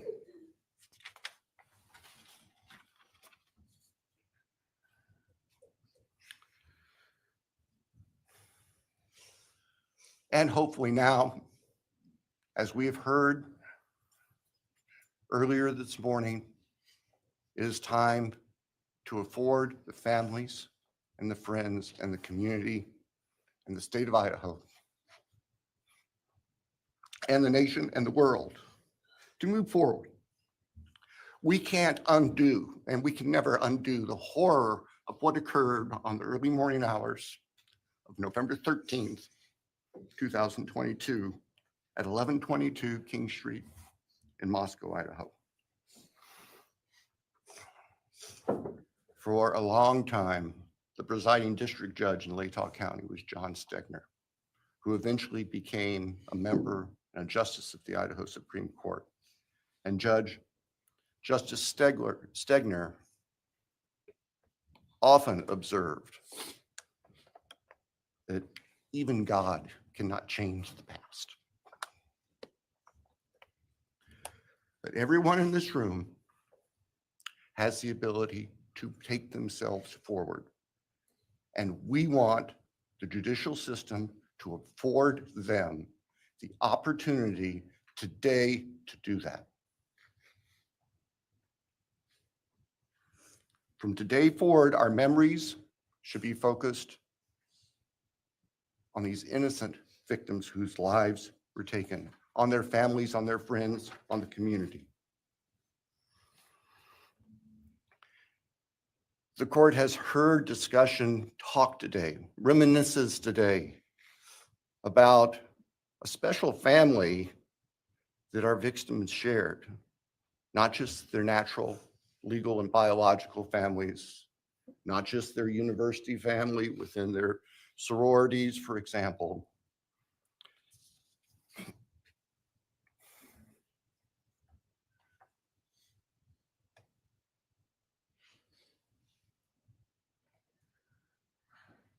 But this family. This is the picture taken on November 12th, 2022, of the special family of 1122 King Road.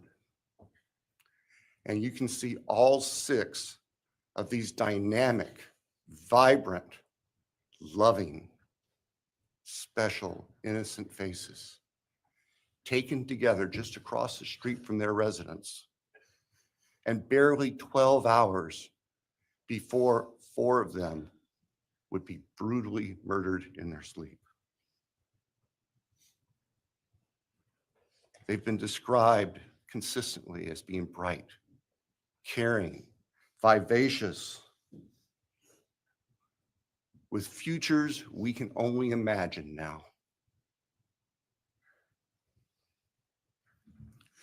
But they were, and they remain, a special family that I think we should all recognize and appreciate. So it's time to move forward. There have been a number of statements directed specifically at the defendant today. I have one last thought. After Your Honor imposes judgment and sentences the defendant to spend the rest of his life in prison, in other words, sentence the defendant to die in prison, he's going to stand up in the belly chains and leg irons that he's wearing today, and he's going to be escorted into the custody of the Idaho Department of Correction. And the door will close behind him forever. That is the closure that we seek, that all of these people, these loving friends and family deserve, so that we can move forward. Thank you, Your Honor. Thank you.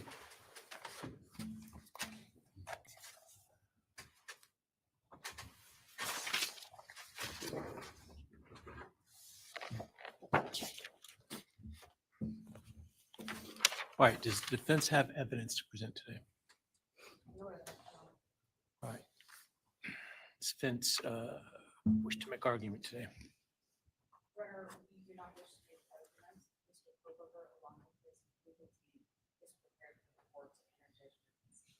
All right, Mr. Kohberger, you have an opportunity to make a statement if you wish to. I take it you are declining. I respectfully decline. Go.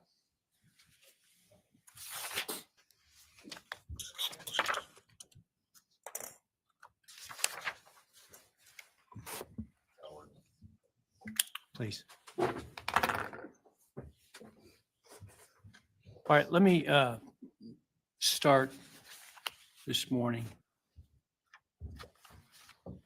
by acknowledging and thanking those that have come here today in support of their loved ones. And I appreciate your courage and your strength. And I hope that you are able to move on as best as possible. Thank counsel for the professionalism that they've exhibited throughout this case. It has been my great honor to preside in this case and to help bring, to the extent possible, some resolution and hopefully justice to this case.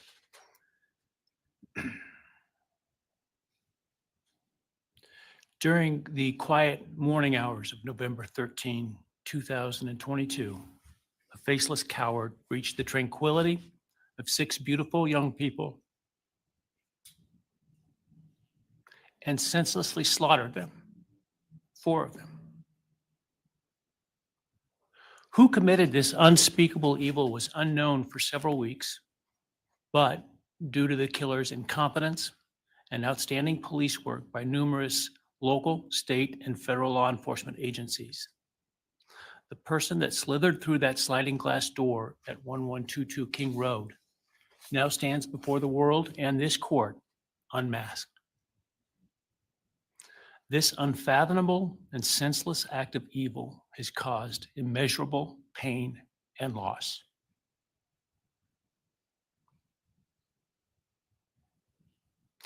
No parent should ever have to bury their child. This is the greatest tragedy that can be inflicted upon a person. Parents who took their children to college in a truck filled with moving boxes had to bring them home in hearses lined with coffins. The loss this killer inflicted was not just the death of these people's children, siblings, grandchildren, as we've heard today. It has ripped a hole in their soul, destroying a special part of their very essence. Any person who is a parent defines themselves foremost as such.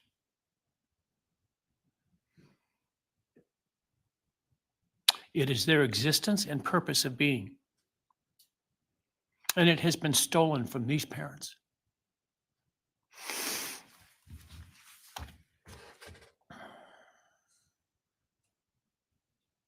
None of us have experienced the loss these victims have in the unspeakable way that they have. And therefore, none of us can, nor should we, question the way in which they have handled their loss.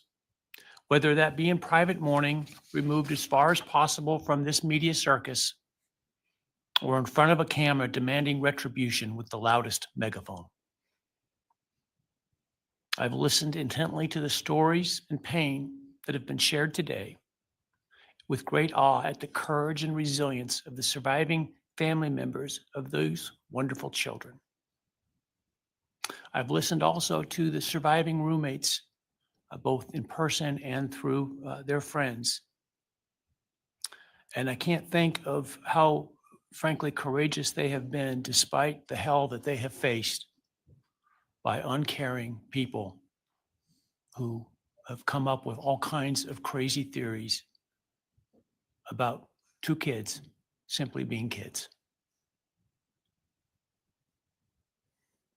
The parents, siblings, and other family members who have spoken today are designated as victims in our legal system. But going forward, I hope that they can shed that label, as it gives too much power to the evil that condemned them to that role. They are and should be known as survivors, fighters, and foremost as witnesses to the tremendous lives of value and unbounded promise of these four young people. But those speaking today and those who did not speak, but who carry the same burden, this same loss, now carry forward the memories of these now perpetually young people, these forever children. These survivors carry the responsibility of ensuring that the voices of these children, Maddie, Kaylee, Xana, and Ethan, are never forgotten, and the positive impacts that they have had on so many lives are never minimized, and that the love they shared, the light that they shined onto others is forever celebrated. As we sit here today, this case is ending, and we are now certain who committed these unspeakable acts of evil, but we don't know, and what we may never know is why. I share the desire expressed by others to understand the why. But upon reflection, it seems to me, and this is just my own opinion, that by continuing to focus on why, we continue to give Mr. Kohberger relevance. We give him agency and we give him power. The need to know what is inherently not understandable makes us dependent upon the defendant to provide us with a reason, and that gives him the spotlight, the attention, and the power he appears to crave. Yet even if I could force him to speak, which legally I cannot, how could anyone ever be assured that what he speaks is the truth? Do we really believe, after all of this, he's capable of speaking the truth or of giving up something of himself to help the very people whose lives he destroyed? Rather, I suspect the so-called reason would be dished out in enticing, self-serving, and aggrandizing untruthful bits, leaving people wanting more information, more insight, and thus enhancing even further the power he seeks to hold. Even if we could get truthful insight into his why, I suspect it would not in any way quench one's thirst for actually understanding why in the first instance.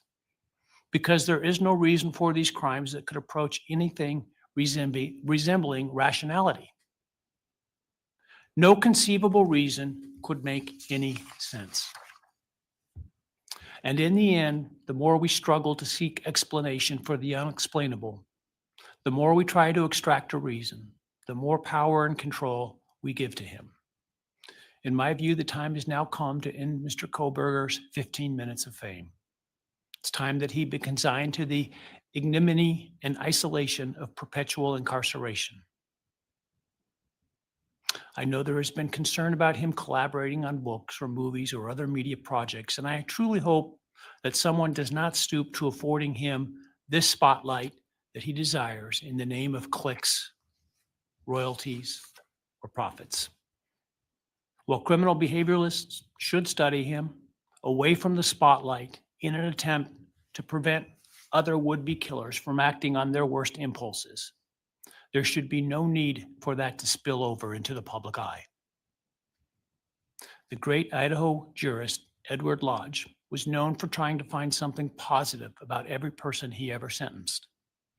And with over a half a century as a trial judge, that was a lot of people. This was often challenging, and I recall in one case he said that the best he could come up with was the defendant had good penmanship.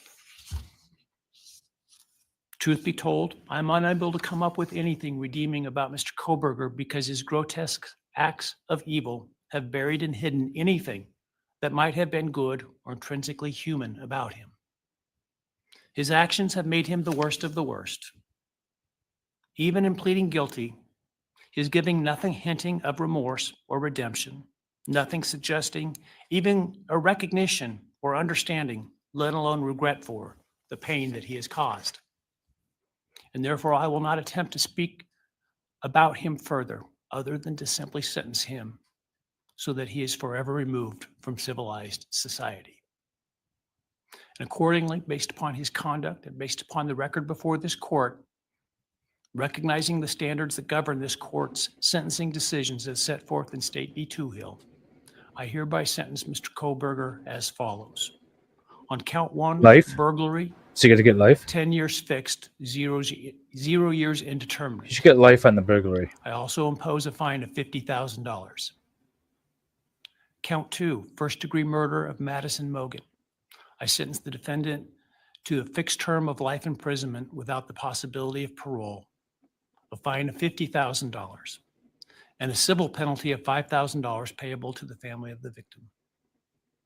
On count 3, for first-degree murder of Kaylee Goncalves, I sentence the defendant to a fixed term of life imprisonment without the possibility of parole. Can you file for of bankruptcy? $50,000 and a civil penalty of $5,000 payable to the victim of the family, or to the family of the victim, pardon me. On count 4, for the first-degree murder of Xana I think Kernodle, Bryan is the victim of the I sentence family, the defendant right? to a fixed term of life imprisonment without the possibility of parole, a fine of $50,000, and a civil penalty of $5,000 payable to the family of the victim. I On count didn't 5 see for the anybody first-degree there. Murder I of didn't, Ethan Chapin. I didn't hear I sentence anyone the speak. defendant to a fixed term of life imprisonment without the possibility of parole, a fine of $50,000, and a civil penalty of $5,000 payable to the family of the victim. The sentences on counts 1, 2, 3, 4, and 5 shall run consecutively to one another. He just needs Restitution will to be stand left up and open yell for it in a 60 courtroom. days. I Defendant declare will bankruptcy. be required to submit a DNA sample and a right thumbprint impression to the Department of Corrections and comply with the DNA Database Act. I remand the defendant to the custody of the Idaho State Board of Corrections for to be imprisoned in an appropriate facility and execution of the sentence where he will remain until he dies. He did make Though some you movement avoid when your the right one to girl was appeal, speaking. You It do was have a right to file a notice of appeal. her And any such appeal must be filed within 42 days of the date spoken of word the written poetry. judgment, which will be entered shortly hereafter. Though the appeal, you should be aware, may be deemed a violation of the plea agreement, and so I certainly suggest you discuss that with counsel if that is shackle your shuffle. desire. Did we get to see the shackle asked shuffle? I the, think they turned the cameras off. Media and public present to allow the families to be escorted out first before they leave. Again, thank you to Oh my everyone God! for your Don't stories look today. at I the am doctor strengthened by body them, language guy. and I He's am a quack. encouraged by your Jung, humanity I'm and so strength, and God bless you. I'm so embarrassed Adjourned. for you, Jung. There we go. That was it. We don't even get to see him do the little shuffle. Wait, there we go. That's what I wanted. Let's see if they come back. They're not going to come back. So he said absolutely nothing until the book deal. We're going to get a book deal. We're going to have to get a book deal, right? He's going to have to say something. Oh, we have press conference. I don't know if I'm going to stick around for a press conference.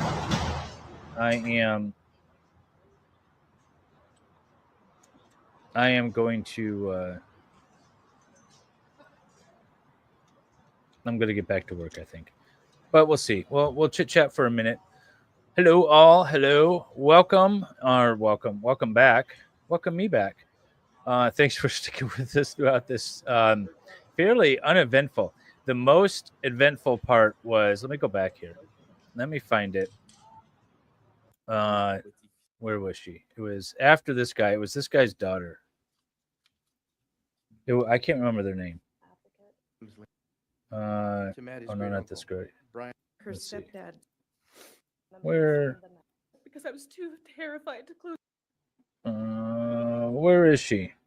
The spoken word slam poetry was awesome. I will.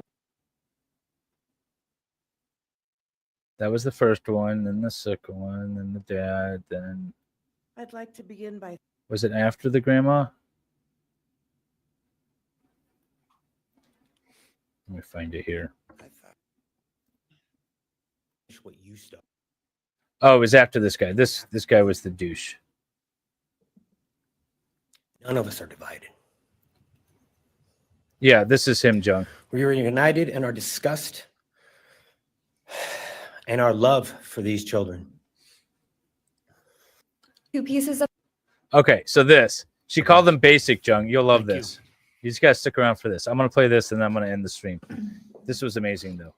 Your Honor, next is Stephen Gonsalves, Kaylee's brother. Oh wait, no. They switched that up. Stephen's actually gonna pass. I'm gonna go. Steven's gonna Olivia pass. So. Gonsalves. Olivia Kaylee's Gonzalez. sister. This is the one. Hello, I'd like to start by thanking the court for allowing me the time and opportunity to speak today. My name is Olivia, and I'm the big sister of Kaylee Goncalves. Okay, the most eventful part of the stream was Wendy admitting to third holing it. Thank you, Lefty, for the $5 super chat. And thank you, Wendy, for the $10 super chat earlier, or $10 super sticker. And I was blessed to love Madison Mogen as a sister too. I'm not here today to speak in grief. I'm here to speak in truth. Because the truth is, my sister Kaylee and her best friend Maddie were not yours to take.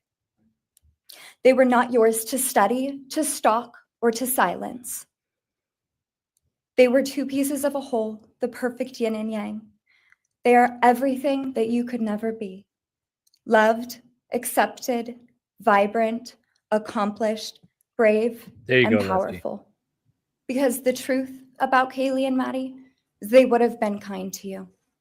If you had approached them in their everyday lives, they would have given you directions, thanked you for the compliment, or awkwardly giggled to make your own words less uncomfortable for you. In a world that rejected you, they would have shown mercy. He is looking directly at her. Because the truth is, Watch him. I'm angry. Every day I'm angry. I'm left shouting at the inside of my own head everything I wish I could say to you. The truth about me is when I heard the news, I didn't cry. I listened for them. I promised them I would, that I would fight for them, that I would show up no matter what it cost me. I swore I'd never let them feel alone. Because you see, I've always been their heavyweight. I've always been the one to fight the battles they didn't feel ready to fight themselves. All it ever took was a call, and they knew I would handle it for them, no matter the time, no matter the cost. They could wave their white flag because they knew I would never back down, not for them, and not even death could change that.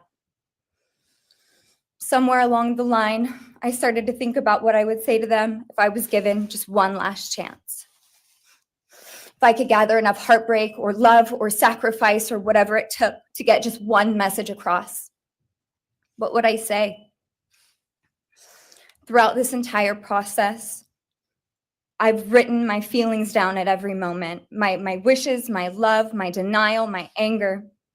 And as one final act of love, I'd planned to read these thoughts, even jarring and discombobulating and not even making sense.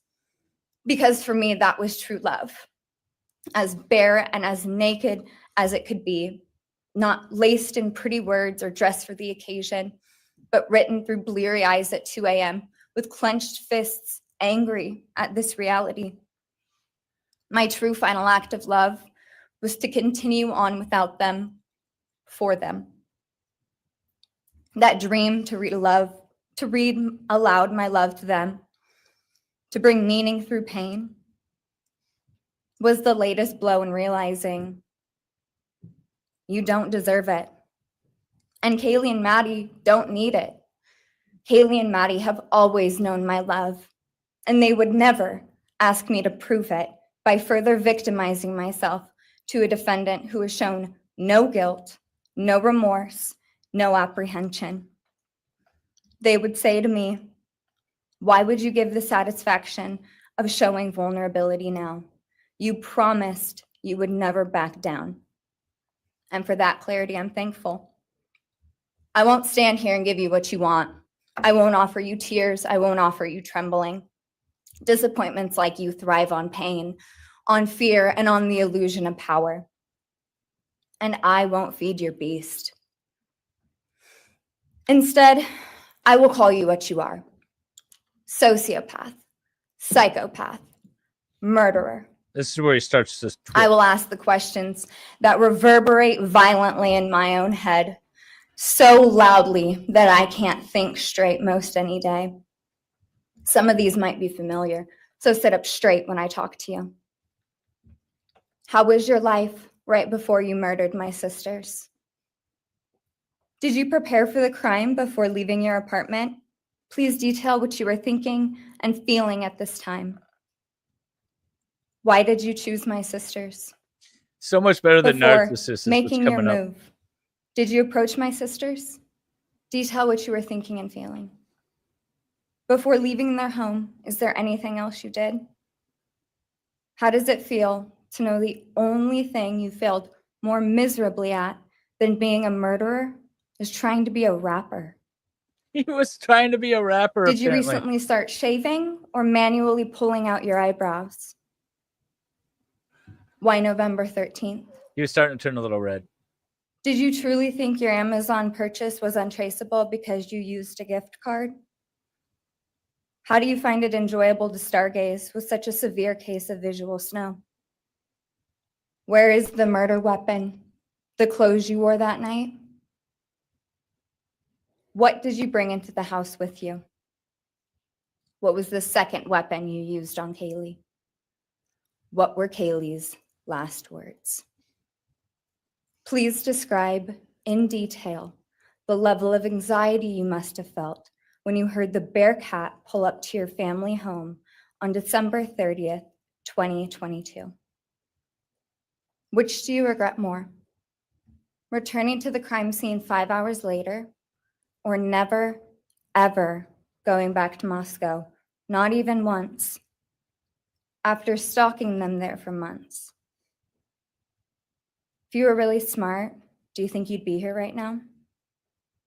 What's it like needing this much attention just to feel real? You're terrified of being ordinary, aren't you? You're basic. Do you feel anything at all? Or are you exactly what you always feared? Nothing. If you're so powerful, then why are you still hiding, defendant? You see, I'm here today as me. But who are you? Let's try to take off your mask and see. You didn't create devastation. You revealed it in yourself. And that darkness you carry, that emptiness, you'll sit with it long after this is over. That is your sentence. And it was written on the wall long before you ever pled guilty. You didn't win. You just exposed yourself as the coward you are. You're a delusional, pathetic, hypochondriac loser who thought you were so much smarter than everybody else. Constantly scolding, turning your nose up to grammar mistakes, nitpicking and criticizing others. You wanted so badly to be different, to be special, to be better, to be deep, to be mysterious.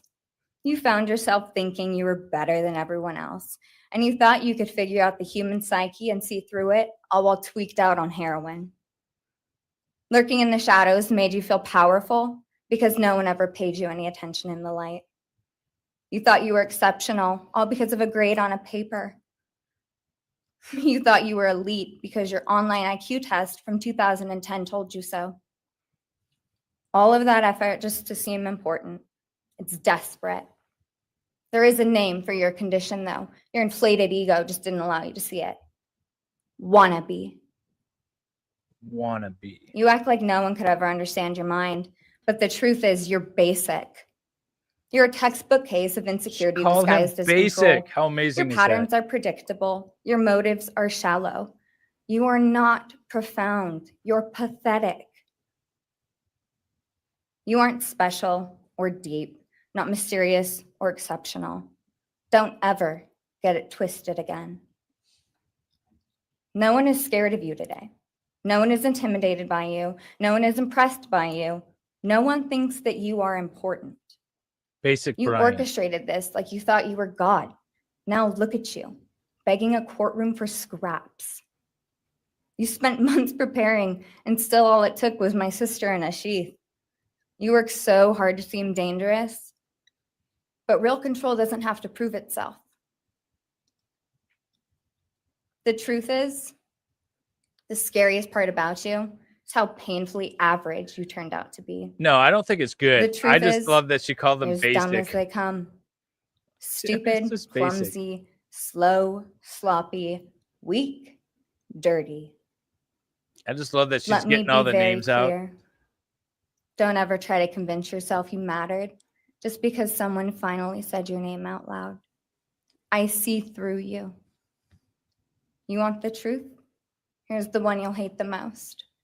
If you hadn't attacked them in their sleep, in the middle of the night, like a pedophile, Kaylee would have kicked your fucking ass. Thank you. Thank you.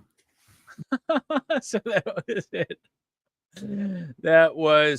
That was the highlight of the sentencing, in my opinion. Just getting to call him basic was the best part. That you call them basic. Jung, I agree with you that it wasn't that good, and I was trashing her for her spoken word slam poetry. But just the fact that she got to call him basic, I just thought was amazing. Applause to her. They always applaud. Oh yeah, and a PDF file as well. So we got that. But that is going to end my stream. I'm not going to stick around for the press conferences. You guys can go watch that somewhere else. I am redirecting you guys over to Baker's stream for later on this evening. Although it's early, go ahead and hit the notification button. Subscribe to the Broken Baker if you're not already. He's got a great interview coming up with Turtle Boy. If you guys missed my Turtle Boy interview from Monday, 2 days ago, yeah, go check that out as well. And then this Saturday, I have another Lego stream. I'll try to do as much streaming as I can, but I am extremely busy these days. But I appreciate you all sticking around. Thank you very much for the super chats to Zach and Wendy and Lefty. And I will see you guys on the next stream. When